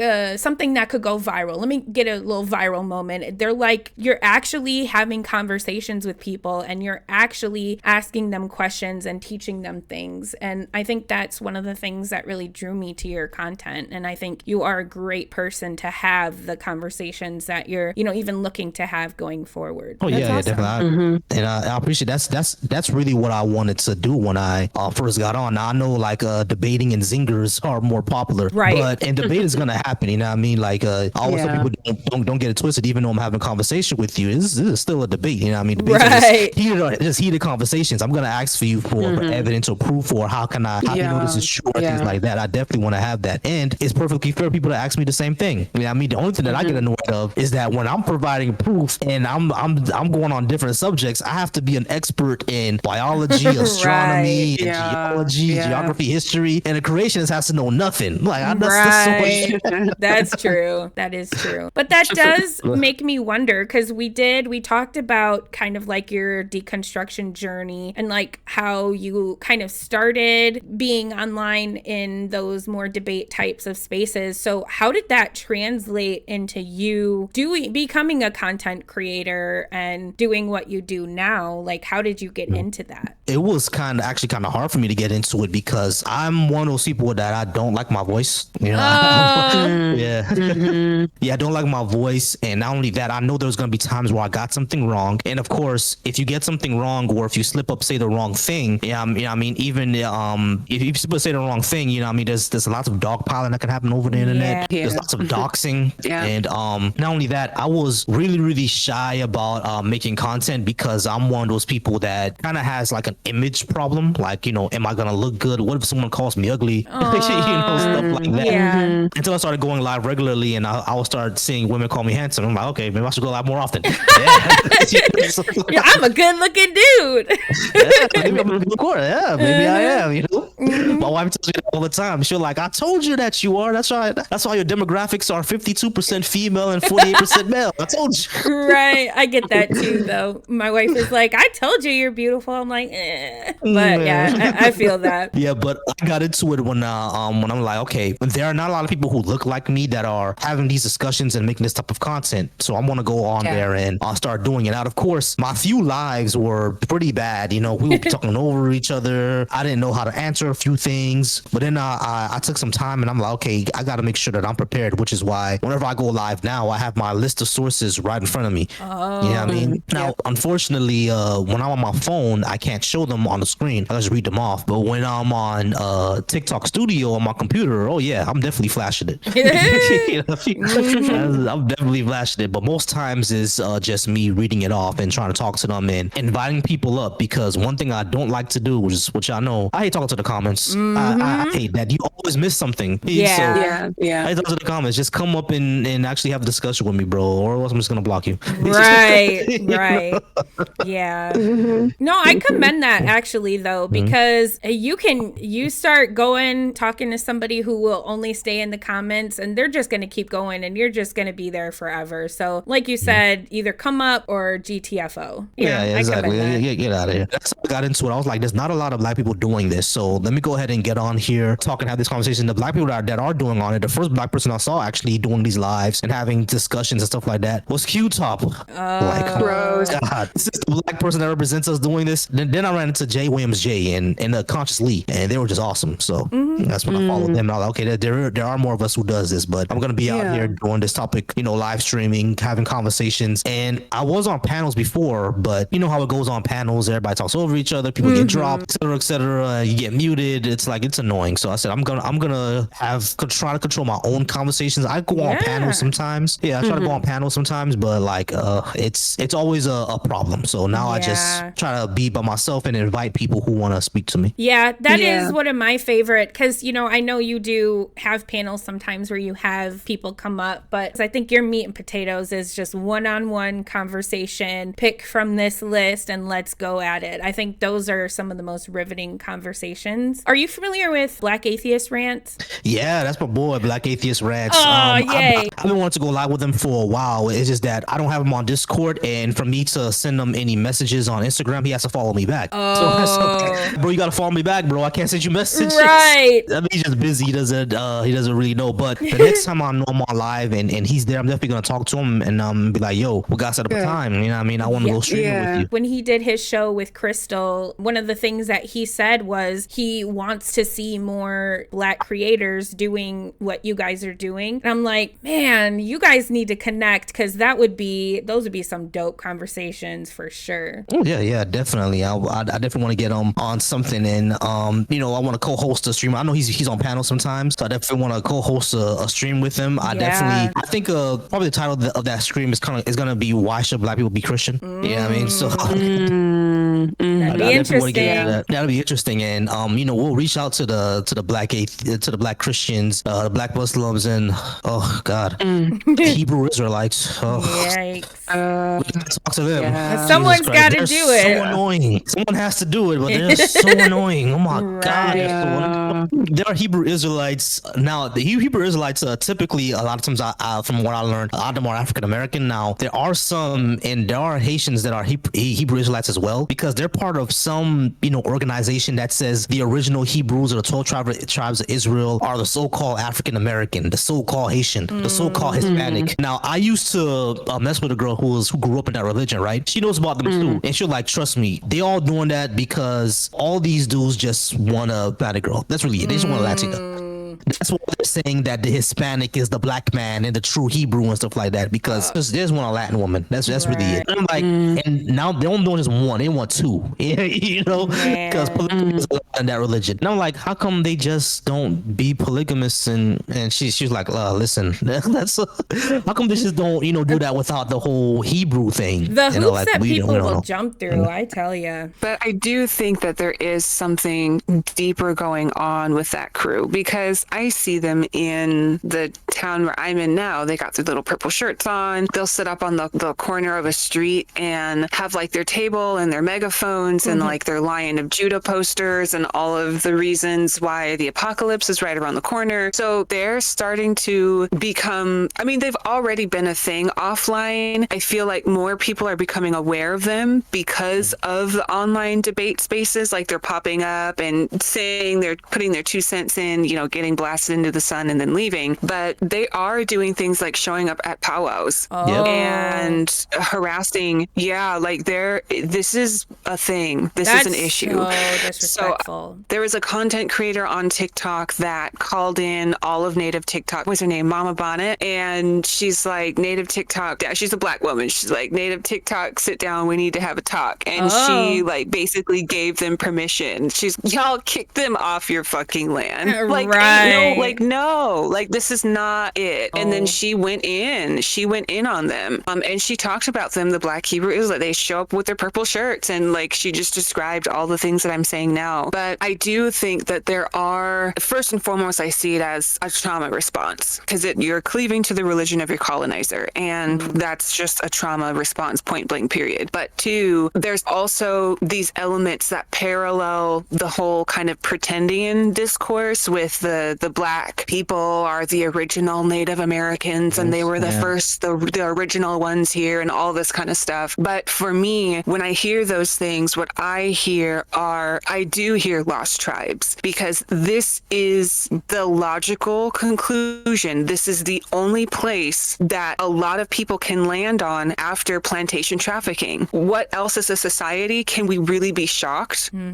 Because we've got just the way that the language, the culture, the history, the memory of people was intentionally erased. Like, they wrote books on how to break African people, how to break, like psychologically break them. And they had hundreds of years of really erasing that memory and erasing those documents and erasing all the traces of everything. Now, we know that things were passed down and we know that things survive. So I'm not saying that everyone's just kind of etch-a-sketch like, oh, well, I just don't know. Like, but the reality is that what we are seeing, that was the whole purpose of plantation trafficking. That's what they were trying to create. They were trying to create a people who were so disconnected, so lost, disconnected from themselves, so uprooted from their region of origin, so disconnected from time, space, and reality that they can be controlled. Yeah.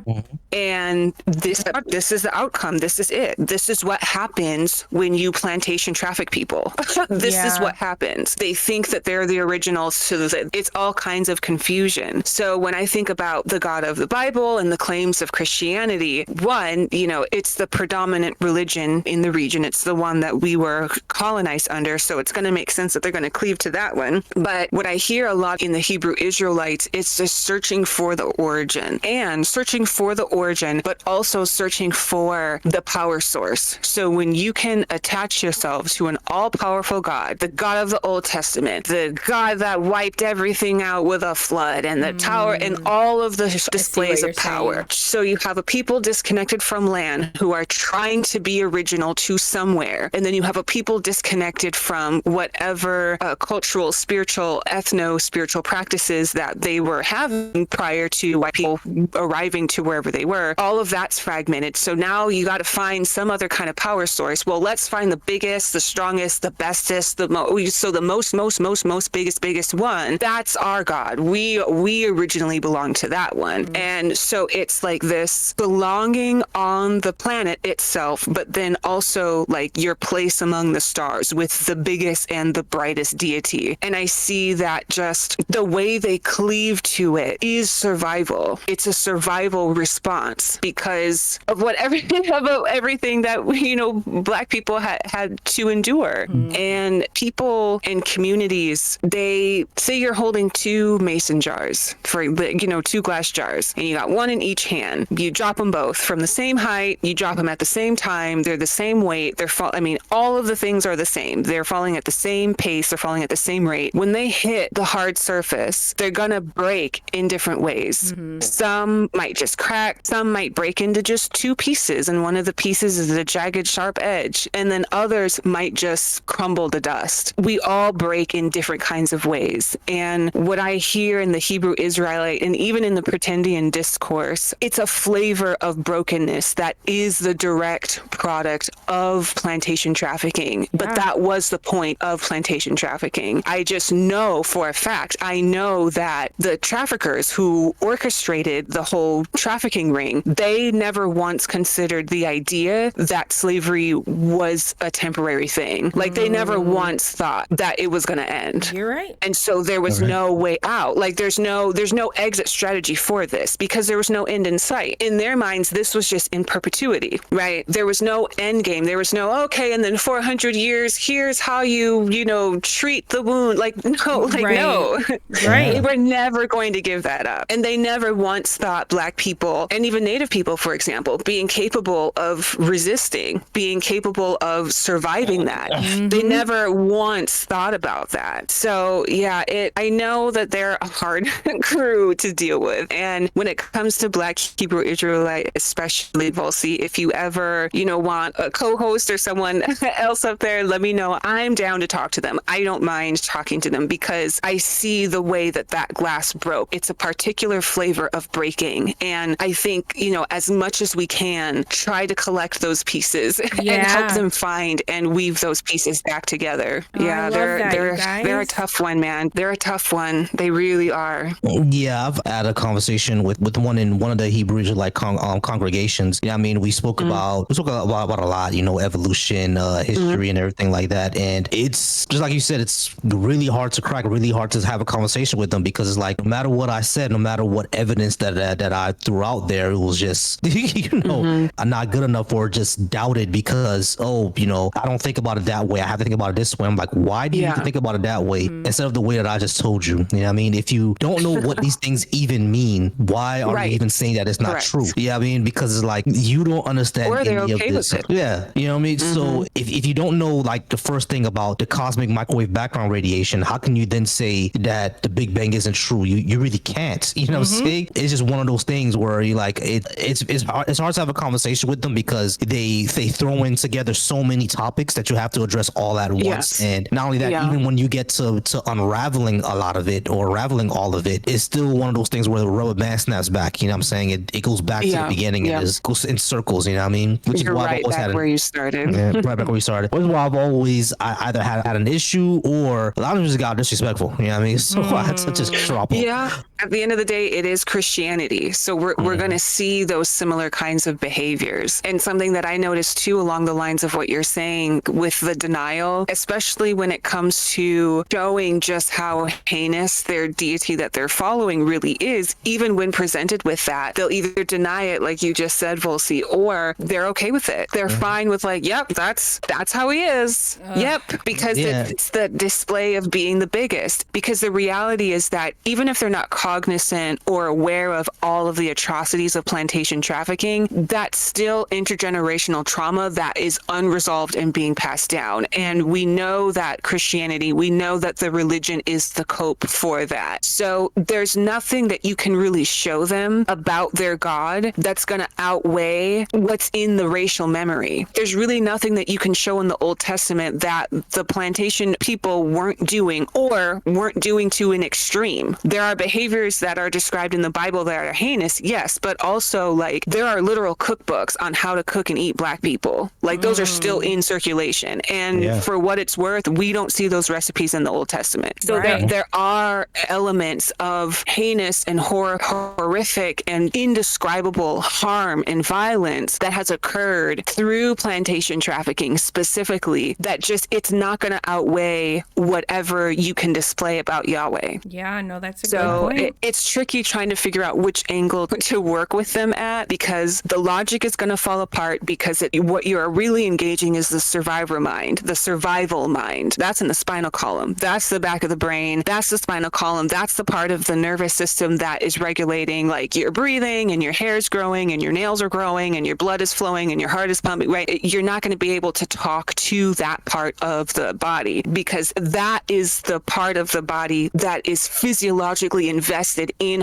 holding on to this doctrine. And so this is why I talk so much about the nervous system, and I talk so much about self-regulation, and I talk a lot about we being in this deconstruction community, having our tools for self-regulation, having our tools for being grounded in our own bodies and being grounded in our own nervous systems. Because as you're having those interactions, even if they're just online, even if it's just in the digital space, there's still interactions between the nervous systems. And I know I feel it when I go up on a panel, especially if I go up on a brand new one. And it's like, I know everyone's listening to me. I can feel it. I can feel my body is viscerally responding. So there are still interactions that nervous systems have, even through technology. And it's at that level. That is where the speaking, quote unquote, that's where the dialogue, that's where you start to seep in and kind of get under the skin, if I'm making sense here. Yeah, make complete sense. The words are going to kind of come and go, because the logical reasoning faculties of the brain have already been hijacked by the survival programming that is already convinced that, no, I need this to live. So whatever I need to say to you to get through this interaction and feel good about why I want to believe this, right? That's why that's only going to get you so far. But you can use the crucible that you set up for that kind of engagement, that conscious to conscious interface where you're talking and you have logic, and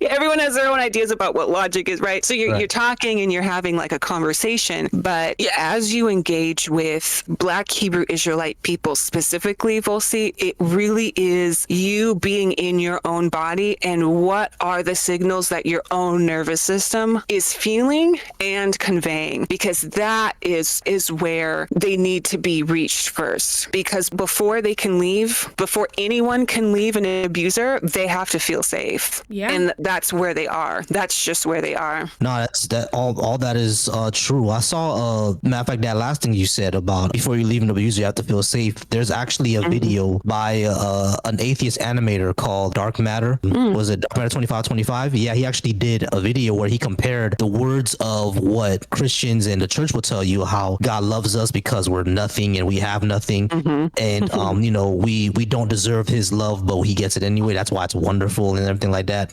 He compared that to basically a scenario of like a pastor telling that to an abused woman and her abused husband telling her the exact same thing. You know what I mean? So just like how you said, one thing, content that I used to see in the TikTok debate space was, Christianity is an abusive relationship. You know what I mean? I used to see it a lot. I haven't seen it as much anymore or at all, but I used to love those type of debates because they would get to the core of it. Like, this is all very abusive language that's being spilt. You know what I mean? And that needs to be deconstructed. Yeah, Kate the Great is one of the people that I saw doing that particular conversation. Yeah, shout out to Kate the Great. But that's, when I was confronted with that, it clicked and it was like, oh my gosh, it's like being in an abusive relationship. It literally is. And so but they don't realize that. Yeah, exactly. It's just I do want to talk to, these are all things that I would love to talk to more Black people about. You know what I mean? Have those type of discussions and let them know that, hey, is this something that if someone who was human told you this, you would call them an abuser, but for this entity that came from this book that was given to your ancestors, all of a sudden it's true. I don't. Or it's okay.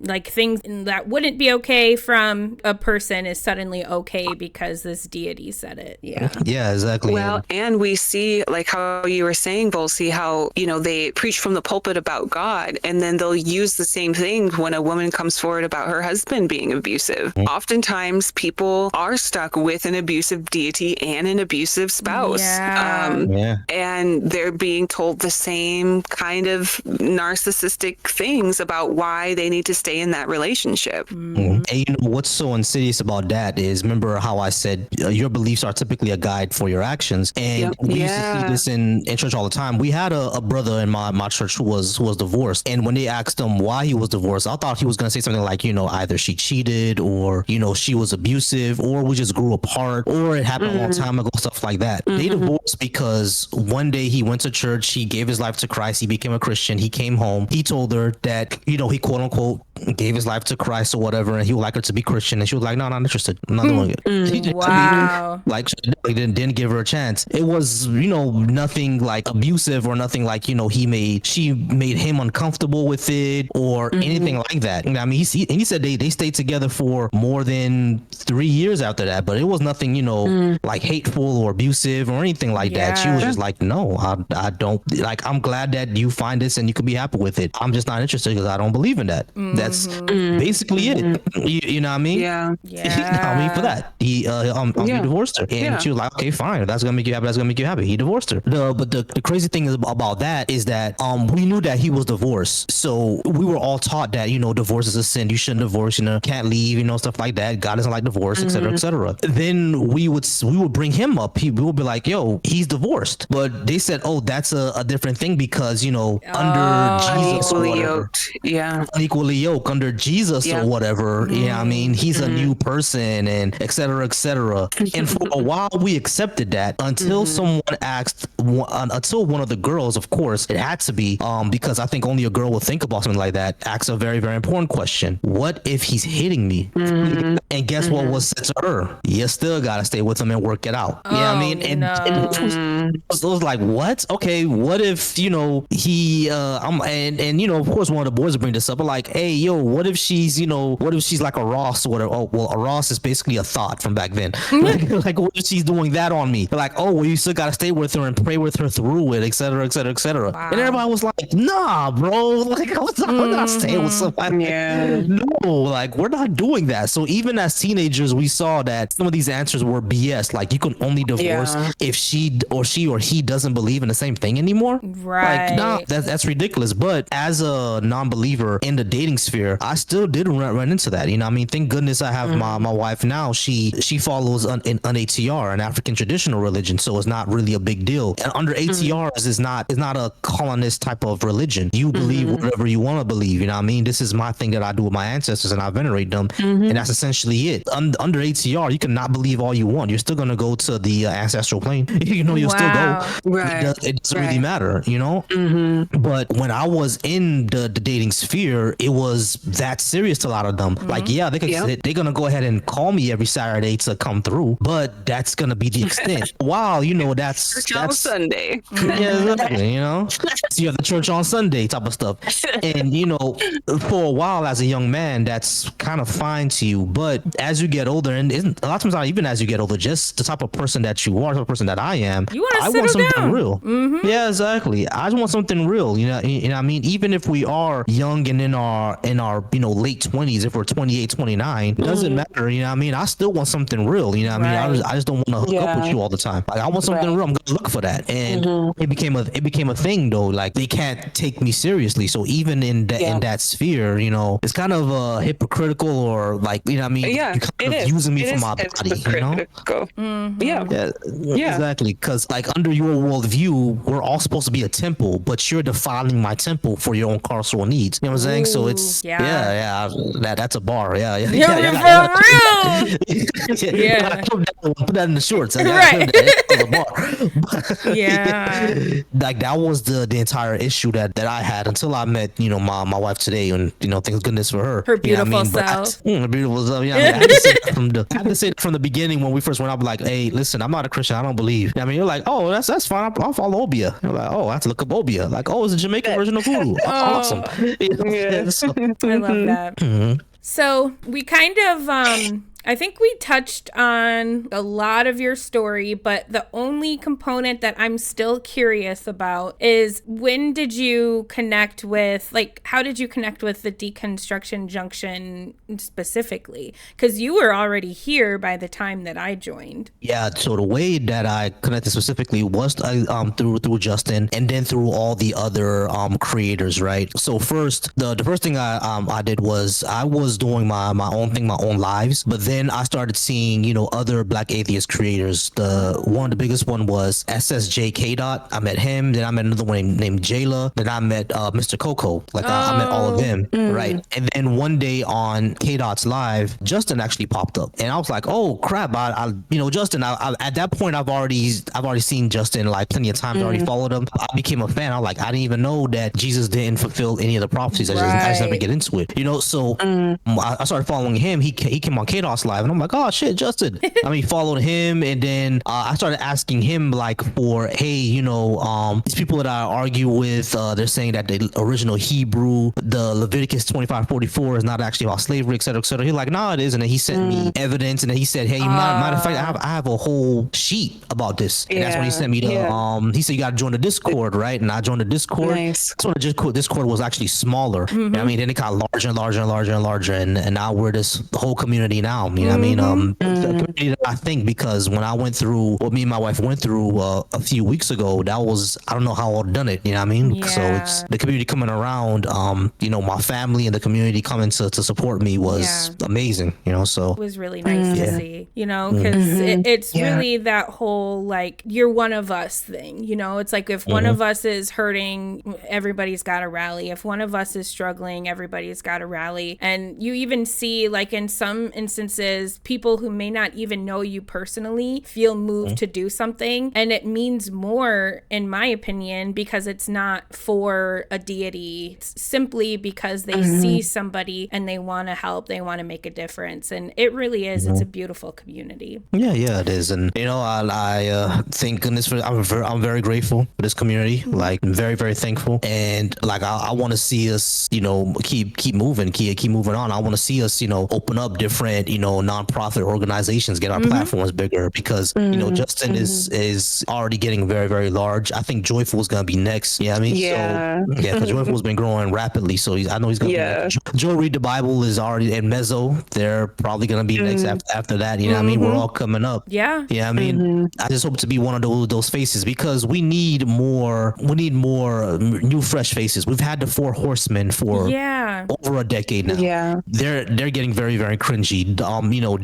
Dawkins with his anti-trans kick for some reason. I don't know what's going on with that. And Sam Harris platforming a racist. You know what I mean? So it's like, it's like the Four Horsemen. I would say if anyone was to think of criticism of the atheist, I guess, community, for lack of a better word, my only critique of the atheist demographics or atheist community, I would say, is that as far as our public figures, very, very white, very, very male. Yeah. You know what I mean? Yeah. There's not a lot of diversity there. And diversity is important because it does give you a different perspective on viewing things. A lot of, just like how you said to here, like, I was really one of the only ones that was doing more of a conversational type, more of knowing how people think and why they think it, and how they get to the conclusion that they get to, and then reverse from there. You know what I'm saying? Still very much a public debate space, but more understanding the person. I've had plenty of people come up to me and be like, no one else is doing that. Everyone else is just calling people stupid. Yeah. You know what I mean? And here's the thing. I get it. A lot of these motherfuckers are stupid. Right.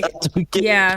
I get it. I don't know, it's stupid. So I understand. You know what I mean? But I don't actually call people stupid until they actually start to either become disingenuous or insult me first. I've never just brought someone up and say, hey, stupid. You know what I mean? I don't do that. I don't call Christians crazy, because, that's a lot of them are fucking crazy. But I don't call them crazy or none of that, right? So I don't kind of come off as egregious, more of a conversational type. And that's a way to speak to somebody that a lot of the debate sphere wasn't doing at that point. Yeah. You see what I mean? Yeah. Like, they're either very, very like aggressive or insulting. A lot of debate sphere, a lot of people didn't like that. It started to slow the conversation down. You know what I mean? There's also the way that Thinker does it. A black woman, the same thing. She has topics on the board. She speaks directly on the Bible. She doesn't want to know your interpretation. She wants to know, what does the Bible actually say, and why should we agree with it? And that's a different way of doing things that a lot of people aren't doing. So there needs to be a diverse viewpoint of how we actually have these conversations. Is not just all about dominating your opponent. No, and I think that too is why I do love like a Thinker or a Christina Carroll. I really like her format of, this is her prompt changes, and it's like, this is what I want to talk about for this week or today, and people will go up and they'll try to do a side tangent, and she'll direct them back, no, this is what we're talking about. And I like that.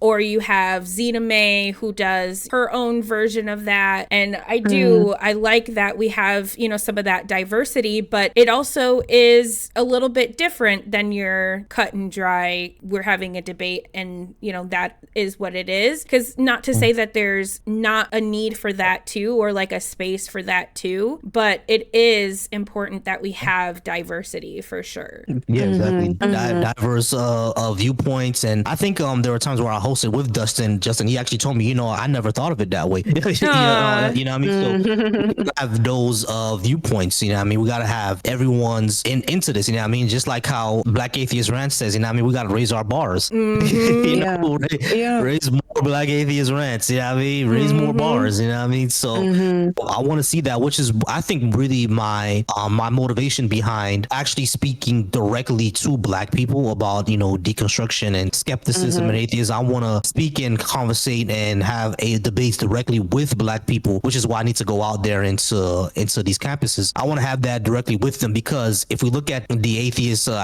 online community, the influencer space, again, very, very white, very, very male. There's not a lot of us doing this, not a lot of us doing the same type of thing. And I think one of the main reasons why that is that if you look at Alex O'Connor's channel, yeah, he's talking to directly towards his he's talking to other white people. And don't get me wrong, I love his content. Alex O'Connor is amazing. I mean, he's taught me things that I haven't thought of before. So I do like his content, but I think the reason between why someone like him or genetically modified skeptic, the reason why they get all these subs and views and everything like that is that community is there. Yeah, you see what I'm saying? There is a community there's enough infrastructure there to speak to them. Yeah. That's what I want to say. There's infrastructure for white Christians and white atheists to speak to each other. There's not a lot of infrastructure for black people. You know what I mean? It's not there. Yeah, you're so right. And that we completely overlooked a pretty important part, I think, of your presence in the atheist space. The Black Atheist Coalition, is that kind of what that was birthed from? Where did that come from? That's exactly why I created it. Yeah, I mean, because I want not only just to have a community,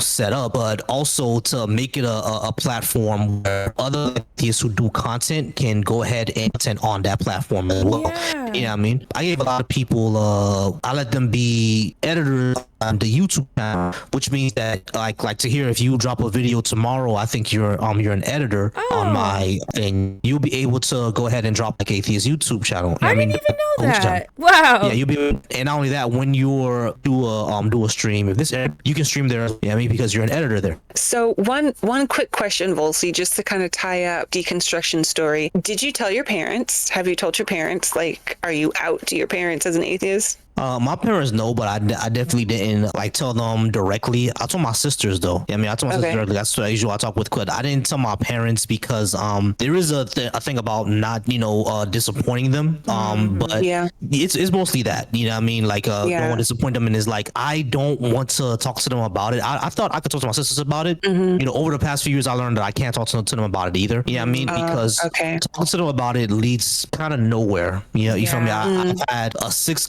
6-hour conversation with my sisters and they still don't understand it. Yeah, I mean, they either don't understand it, or they believe in, or they say the exact opposite of what I said for some reason, and I don't get why. So it's like it's not worth it. You know what I mean? It's not worth it. It's one of those things where I'm not even trying to change their mind. I want them to understand, but I know they just can't. You know what I mean? No matter what I say about it, it's going to be the exact opposite of something I never said. So it's not worth it to talk to them about it. So my parents know. My parents know, and they don't necessarily bother me about it at all. Now, of course, they always come back to the flock, come back to Jesus. You're gonna be a man of God one day. You're gonna come back, etc., blah blah blah. Yeah, I mean that of course still happens, but they didn't change or anything about it. I met a lot of people who said that their families did change. You know what I mean? So it's one of those things where I'm like, okay, I don't. If it's like that, then I understand why you're not out. But my family didn't change up on me. You know what I mean? They still love me the same. They're still cool with me. You know what I'm saying? It's just always come back to the flock type talk, And they all still believe, like your siblings, your parents, everyone's still in it. Oh yeah, they all still believe. Definitely, still practicing. Still, if I call them on Sundays, I have to make sure it's after 2 p.m. because that's when everyone's home. It's Black church. Right.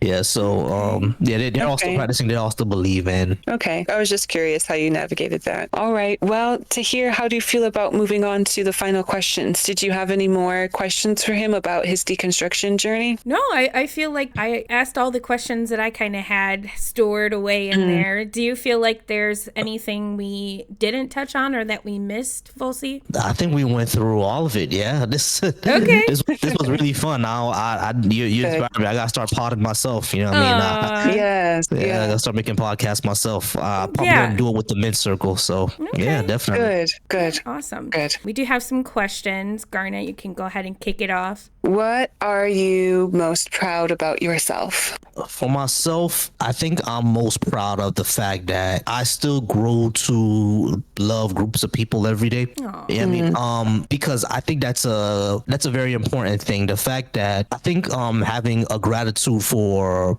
humanity and human life, still having that gratitude around, still growing to love people every day, still trying to be the best human that I can possibly be without it it being connected to some sort of deity who's forcing me to do it. I think that's one of the proudest things that I've done with myself and with my attitude and with the way that I move in the world. What internal changes have you observed since your deconstruction? I'm now here's what I would say. I think because we live in a misogynist society, because we live in a patriarchal society, I think I probably still have some misogynist or maybe some patriarchal beliefs. I'm not even sure what they are. I'm just probably not cognizant of them. That I would say it is one of my biggest internal changes. Homophobia is gone. Transphobia is something that I've deconstructed a lot. Yeah, you know what I'm saying? So that's a big internal change. Another big internal change is same thing with misogyny and patriarchy. I'm a lot more critical of it and the language that's being used around it. I'm not comfortable in spaces that disrespect women. You know what I'm saying? I'm not comfortable in those spaces anymore. I used to be comfortable. I'm not anymore. Now there is some old music, old hip hop music. We all know about old hip hop, especially.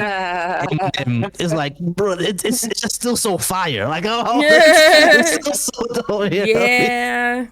But I know now how problematic it is. Yeah, I mean, like, this was very problematic music back then. But at least I understand that. You know what I mean? Yeah. So those are some of my big internal changes, and I refuse to listen to R. Kelly. That's a big internal change. Yay! I love that. Yeah, I'm the same way. Right. Even like when my wife's best friend, for example, sometimes, he'll get into the R. Kelly, or even my wife sometimes. I'm like, turn it off. I don't want to listen to it. I can't. I can't. I refuse. Yeah.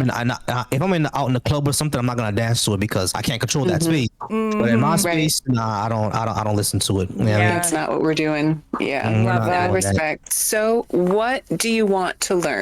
We know you're a history buff. We know, and you did talk about you got to learn a little bit of everything: biology, astrology, or astronomy. What am I confusing here? A little bit of physics, a little bit of this, a little bit of that, a little bit of Spanish. So, but then it's always funny how the believers never have to know anything. We have to have a person for everything, right? Their job is easy. So you already do a lot of learning out of your own curiosity, and you do a lot of learning for your stream, so you can come prepared for your stream. Is there something that you want to learn about in particular, something that fascinates you in particular? I would in particular like to learn more about physics, and I would love to learn a lot more about history as well, especially when it comes to our ancestors, a lot of African history. I want to learn a lot more about it because it's so fascinating, and even though we know a lot, we still have a huge gap of a lot. You know what I mean? So I want to learn so much more about it, how to interact with each other, and pre-colonial times, pre-Columbus. I definitely want to learn more about that. So I would say history and definitely a lot of physics. I want to learn much more about. In Spanish, I need to know some Spanish. I'm in Florida. Right, that's fair. Well, I'm a big fan of learning via Volcy. So whatever you learn, put it in a YouTube video. Your girl's gonna check it out. So. Learning via Volcy. I'm gonna make that a hashtag. That's I love it. Who or what inspires you? My wife, of course, inspires me every day. I think what also inspires me, besides my wife, is the fact that there are boys out there learning things and being motivated by things that will make them bad men. And I'm motivating by trying to change that. Every time I get sick of, man, maybe I'm not gonna go to school next semester. I got a headache. I'm tired. I think about the fact that there are, black boys out there who still need help, who are living in conditions and environments that are shaping them to not be good black partners, not be good husbands, not be good fathers. And even though they're still responsible for their actions, it still sucks the fact that it's not their fault that they learned it that way. You know what I mean? So I want to be that beacon and want to help them learn that. Even if it's out of 10 black boys, I'm able to help 2 or 3 of them just be normal guys and be good husbands and good fathers. I still save 3, what I mean? So that's what motivates me every day. That's awesome. And the fact that is why you want to do what you're doing. You want to go to school for this particular endeavor. Yeah, that's included into it. I mean, because I do want to become a mental health counselor. So I'm going to be with a lot of teenagers. I still see, 13, 14, 15, 16-year-old teenage boys as, boys. These guys are not men yet. they're still little kids, Yeah. They're minors. Kids. Yeah. Yeah, they're kids. And when I go to college, I want to not just normalize atheism, but, be there for people who believe in very toxic things within Christianity and deconstruct that as well, to let them know that they don't need to believe in that. Yeah. You see what I mean? So it definitely feeds into all of that. I think when I deconstructed, it gave me a different politic because, again, I didn't know why I believed what I believed when it was within Christianity. So I still don't know why I believe what I believe about the LGBTQ people, what I believe about just cutting taxes for the rich and, and sealing the border because all the illegals are coming in and taking our jobs. Why do I believe that stuff? So I had to deconstruct through all of that. So I want them to do the same thing, not just tell me what you believe, but why do you believe? Why? Why do you believe it? And why should anyone else believe it? Why should anyone else? Yeah. Absolutely. What is your passion? Which you kind of already touched on. I hear a lot of really wanting to reach for the next generation and not just tell them how to do things, but really embody, like, this is how you be. Yeah.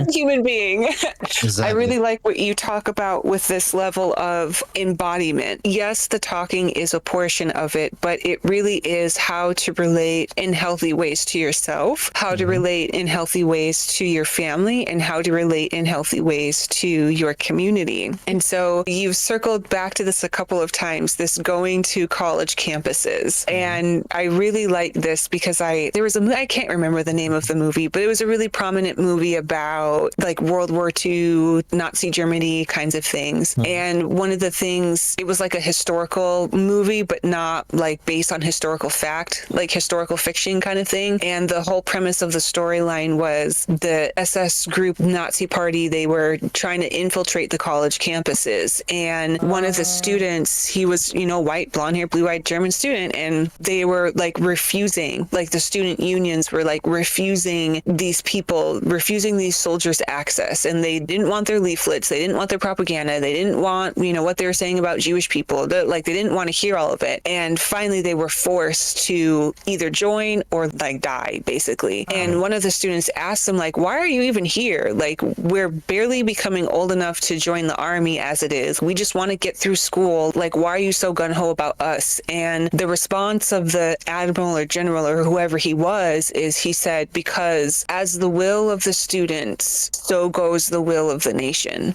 And that was the premise of the entire thing. And just the way that they infiltrated and tried to convert young minds they've just reached adulthood, but they're not 25. So the brain hasn't fully developed yet, but they're forging their place. They're making their way into society. So when I hear you, Volcy, talk about wanting to reach that demographic, like that's such a key demographic because they're grown and they're adults and they're on their own and you can't tell me nothing, right? Kind of phase of their life, but still very green, still very, you just don't know what you don't know kind of thing. So I like that you asked those questions about why do you believe what you believe? So if you could kind of distill down, like, how would you define, like, what is your passion? Yeah, you laid it out. Like, this is really a big passion of mine, just speaking to people. I think that's why I want to become a therapist, speaking to people and knowing how they think, why they think, and how they got to where they are.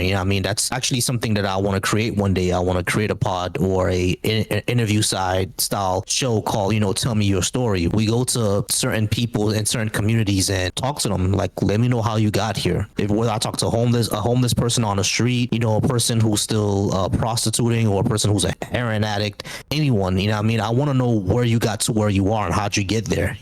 Tell me your story, what happened. These are things I want to know. Basically soft white underbelly, but not without the problems. That's exactly what I was thinking. I'm like, I would love to see something like that, but that's not exploitative. And that's the big thing about soft white underbelly, is it's so exploitative. But like, there are stories out there that could, like, cautionary tales, or like, could you help someone, but not for financial gain in the way that they are. So exactly. So basically like that. And just like how you said, Earth, I want to, just like you said, that demographic is key, which is why conservatives started making college campuses their battleground, because they knew they wanted to get a certain demographic of people. So goes the will of the nation. Goes the will of the nation, exactly. So I want to get to that demographic as well. I'm not just going to talk to talk religion with them. I'm going to talk that politics with them. I'm going to talk about why the way that I do my political discussions is not just culture war stuff. I want to talk material conditions. Now I can't talk to culture war stuff. I have, America was never great. You know what I mean? Yeah. America was never great. You know what I mean? I have that. I have Black Americans deserve reparations. I have that in my thing. You know what I mean? Now you be there to hear when I'm arguing with that. They'd be mad, boy. But like I have other things that I talk about. Like, I have a list of things and I say these things are good for society, or tell me why these are bad things. You know what I mean? And I have things like universal health care, abortion rights. I have, abolishing the prison industry and the police industry, ending the war on drugs, demilitarizing the police, reparations for African Americans. I have all Land that because land back. The only reason I argue that is because I don't know it all the way, but when someone brings some land back, I'll bring them right up to the stage so they can talk about it, So I talk about these because these affect material conditions, especially the big thing right now is healthcare. You know what I mean? That affects material conditions. If we had a universal system, we wouldn't have a lot of these, problems that we have today. I've worked in healthcare before, and I've seen old people say, listen, I just can't afford this medicine. Yeah. You know what I mean? I just can't afford it. And they're suffering. Yeah. They can't afford it. You know what I mean? They should do physical therapy, can't afford it. So it's like, if we had a universal system, like this don't only affect you, it affects your grandma, it affects your future, because they don't have a universal system, and they didn't set up one when they were in power. So guess what? Now that they're old and retiring, they don't have a system of that they should have been set up. And I bet if they set it up back then when they retired, it would have been good. So we're trying to set this up now, so when we retire, we're good. Like you have a grandfather who's on hypertension pill and a grandmother who's on insulin, and you don't know which one of them are you going to be able to buy that month. You see what I'm saying? So this is serious, you know what I mean? And not only that, you're working a job that pays you $7.25 an hour because that's what the federal government demands of you. Wage. So that's the minimum wage, so that's what they're going to pay you. You see what I mean? Wow. Yeah. That'd be Volcy. Where do you find your joy? Ooh, that's a good one. I think I find my joy in a lot of things, not only my relationship with my wife and my family, but doing this, being creative. You know what I mean? I do have like an artsy side to me. I don't know if you guys have seen it, but in the deconstruction zone, you've seen how I said, hey, my brain did this today, and I post what things that I came up with, like I don't think I've seen that. Seen it? No. Yeah, I should send that to you. I'm posting in one of the other Discords. Essentially, I've come up with several different TV shows, and if anyone in the audience steal these, and I see these in the next 5 years, I'm gonna sue. It's already in my Google Drive. I can prove that I had the idea before you. So, right. When, like, for example, right, there was a show in the 90s called Homeboys Not a Space. Terrible show. Awful. Yeah, I mean, but I came up with a serious version of that, right? A serious version of Homeboys Not a Space. And one of the species, and like, for example, in Homeboys Not a Space, in my thing, right, Earth becomes hyper-capitalist, and it's not just called Earth anymore. Like, Earth and all the things that they own is called the Earth Incorporation. So planets, exactly. So planets are not really planets. They're industrial centers. Earth owns those planets. And our heroes come from an area called the Fringe, whereas basically all these planets are essentially the projects. Remember, this is still capitalism, which requires an underclass. You know what I mean? So under capitalism, you're always going to have ghettos. So the Fringe, where all these dozen or so planets are basically the backwater of the Earth parts of the galaxy. You know what I mean? It's a hyper-capitalist core, and the Earth Armada is basically called the Prosperity Core. You know what I mean? Everything they do is for profit. You know what I'm saying? If they're going to, if the Prosperity Core is exploring another planet, they're exploring that planet in order to make a profit. You know what I mean? So that's part of Homeboys in Outer Space. And I have another species there called the Sovars, where they're a silicone-based life form. You know how we're carbon-based, and we seem all fleshy. They're silicone-based, so they're gonna seem like metallic. You know what I mean? Which makes them stronger than everyday humans. It's basically, I'm inspired by Star Trek when I come by this. You know what I mean? Yeah, it was giving sci-fi. Yeah, it's a sci-fi. It's very Star Trek inspired. I also come up with something something called a Lara. The system is called the series is called Lara, Lara. I think it's called I gotta look at my notes again. But basically, it's AI machine that like hooks onto you, and that's how war is fought. But of course, it's a commentary on capitalism and war profiteering. How this AI is hooked up to your brain, but like a former soldier finds out what's happening, how it runs on blood, and they're using the blood of the soldiers in order to run this, which is why a lot of them start dying. You know what I mean? So he finds out about it. He wants to do something about it, but he only has one family member left, which is his cousin, and his cousin can use the Lara too. So he has to, they have to avoid government agents and stuff like that. It's all sci-fi. Also came up. Yeah, it's all sci-fi too. Yeah, these are interesting. I also came up with something called 10 Deep, and what 10 Deep is basically takes classic black movies and split them into 1 hour episodes, essentially, each season. So have you ever seen Boys in the Hood? Yeah.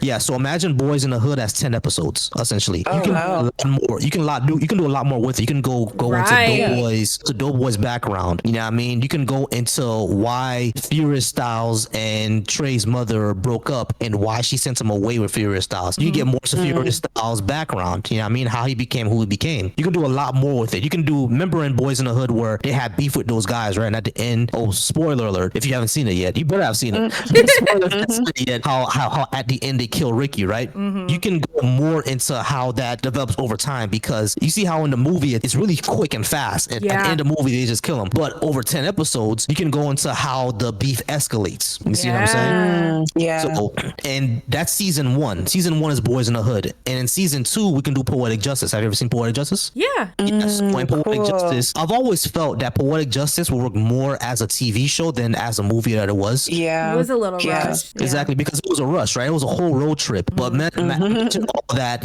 by the second episode, that's when they're going on their road trip. And then you have 9 more episodes after that to see how the relationship kind of develops. You see what I'm saying? You go into the background of Justice. You go into the background of Lucky. You go into a lot of how Lucky and Chicago's friendship breaks down, really. You know what I mean? Because in the show, in the movie, it broke down pretty quick. But in the show, you have more time to flesh it out. Yeah.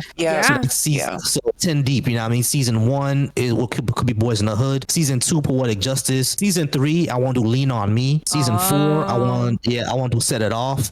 Season 5 could be Waiting to Exhale. I don't know if you ever saw Waiting to Exhale. Yes, but these are all classics, man. Now you got me excited. I want to watch or listen or whatever it is. Yeah, I want to do it. That's cool. Yeah, it's like an anthology series, but you take a classic movie and split it up into 10 parts. And of course, I have to do The Wiz. I gotta do The Wiz. That's 10 episodes. Oh yeah. Yes. The Wiz that's 10 episodes would be amazing. That would be so cool. That would be so cool. That'd be good. And the other day I came up with an animated sitcom called Oakwood Boys. It'll be like a commentary on basically they live in a fictional, it's 4 boys 10 years old. They live in the fictional city of Oakwood, which was redlined. So the boys are dealing with modern day and how to deal with the outcomes of redlining through a comedic and dramatic lens, and use surrealism and social commentary to explain what they're going through, kind of like South Park. But South Park, they're libertarians. I'm not libertarian. I think that's stupid, but kind of like a leftist South Park. You know what I'm saying? Yeah. Now a lot of people compare it to the Boondocks. I'm like, yeah, it's the Boondocks, but with the Boondocks, they're living. It's more of a commentary on being plucked out of the struggle and being put into a privileged position. You know what I mean? And how you do with that. Okay. With Oakwood Boys, they're still within the struggle, and not only that, something that my sitcom would do that barely any other sitcom does is not use a floating timeline. And what the floating timeline is you see how Bart Simpson is still 10 years old 30 years later? Yeah. My show wouldn't do that. They age up 2 years every season. Oh. You know what I mean? Yeah, they keep aging up because the way that you react to something at 10 years old is not going to be the way you react to something at 16. You know what I mean? So it changes, and you can see over the course of the years how the boys change. And then when the boys become 20 years old, you introduce another set of boys or another set of girls, and you see them grow up. You see what I mean? So it keeps an audience. So someone like me who starts watching it at 10 years old, And then Grows up 16 or with it. 17, exactly. Or I'm about to graduate Yeah. from high school now, and I'm seeing the boys be 20 years old and grow up. Now, another group of boys is introduced, but guess what? My little brother, my little sister could watch it. You know what I mean? Because they're their Yeah. same. She's Yeah. the same age, so it's still the same. Yeah. You're bringing in new fans by bringing in a new set of kids every few seasons. You know what I mean? Yeah. So we know that you are doing a lot for the deconstruction community. I feel like you bring a lot to the table, like listening now to your ideas of what you want to do, like not just the movie thing, but a positive masculinity thing, kind of reconstructing what is masculinity and, all of those kinds of things, but then also connecting with younger people and showing them how to think, not just what to think, but like how to think, how to break down and analyze the own pieces of your own psyche to make sure that you are believing things that are coherent with reality. But a lot of people aren't taught how to do that. They're just taught what to believe in, and then they're taught how to defend it tooth and nail. And that's kind of it. We know that you are already bringing a lot of these threads, these creative threads, the intellectual threads, all of these kinds of things. Is there anything in particular that you want to bring to the deconstruction community specifically, something that is kind of tailored toward the deconstruction community? Yeah, sure. I want to bring more diverse faces to the deconstruction community. Yeah. I want that to be the entryway, because while I know a lot of because I want to talk more to minorities. Matter of fact, not just Black people, but Hispanics as well, because the Latino community is heavily also Christian.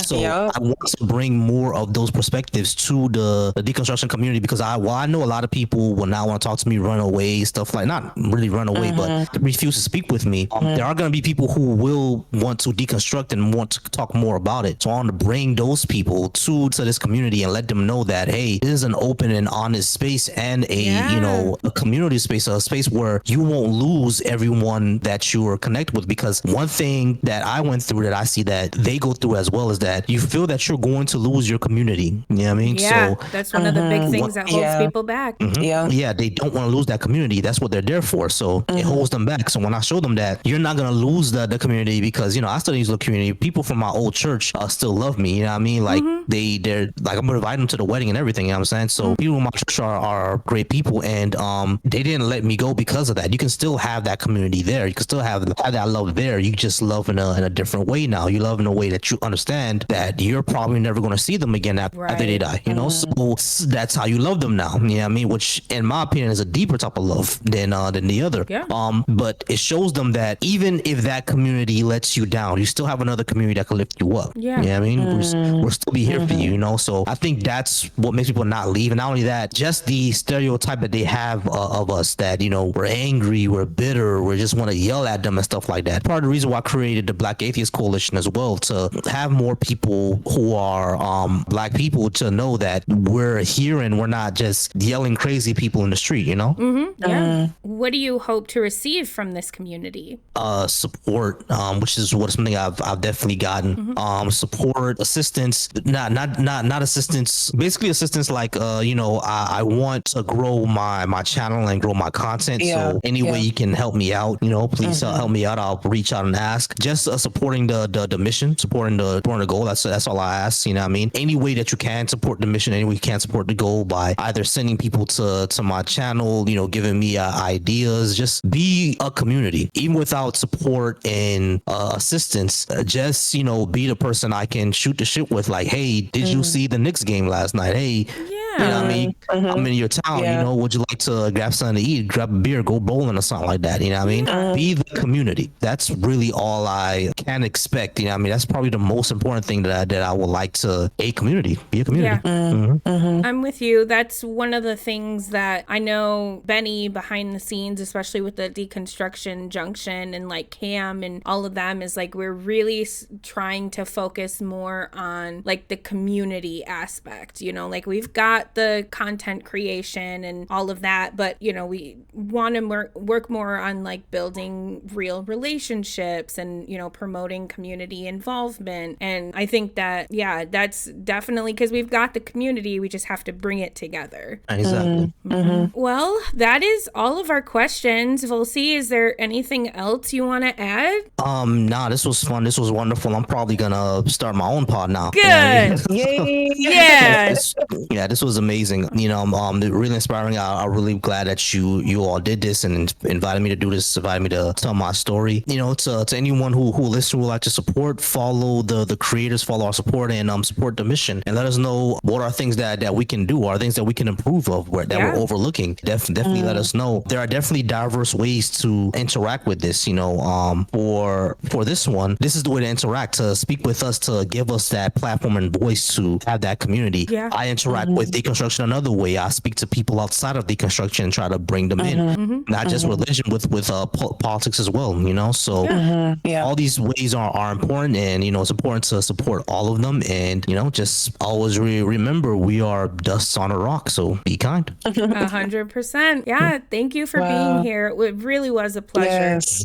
Yes, thank you so much. I appreciate you guys too. Like, this was fun. I hope we can do it again. Yeah, we'd love to. Yes, absolutely. Yes, I definitely look forward to it. Thank you so much. It has been really cool getting to know you in this way. I am looking forward to these blockbuster bangers that you've got going on in your head. Right. Man, that is exciting. Podcast. So much creativity. I love it. I really do. So that is our episode for today with Volcy. Thank you everyone for joining us, for listening, and we hope that you enjoyed listening as much as we enjoyed creating this. This is so cool. And please make sure you like, subscribe, and share your thoughts on today's episode with us below. If you are interested in sharing your story with us, please reach out. We'd love to have you. Definitely, y'all, and peace. We'll catch you next time. See you next week. Bye. Bye.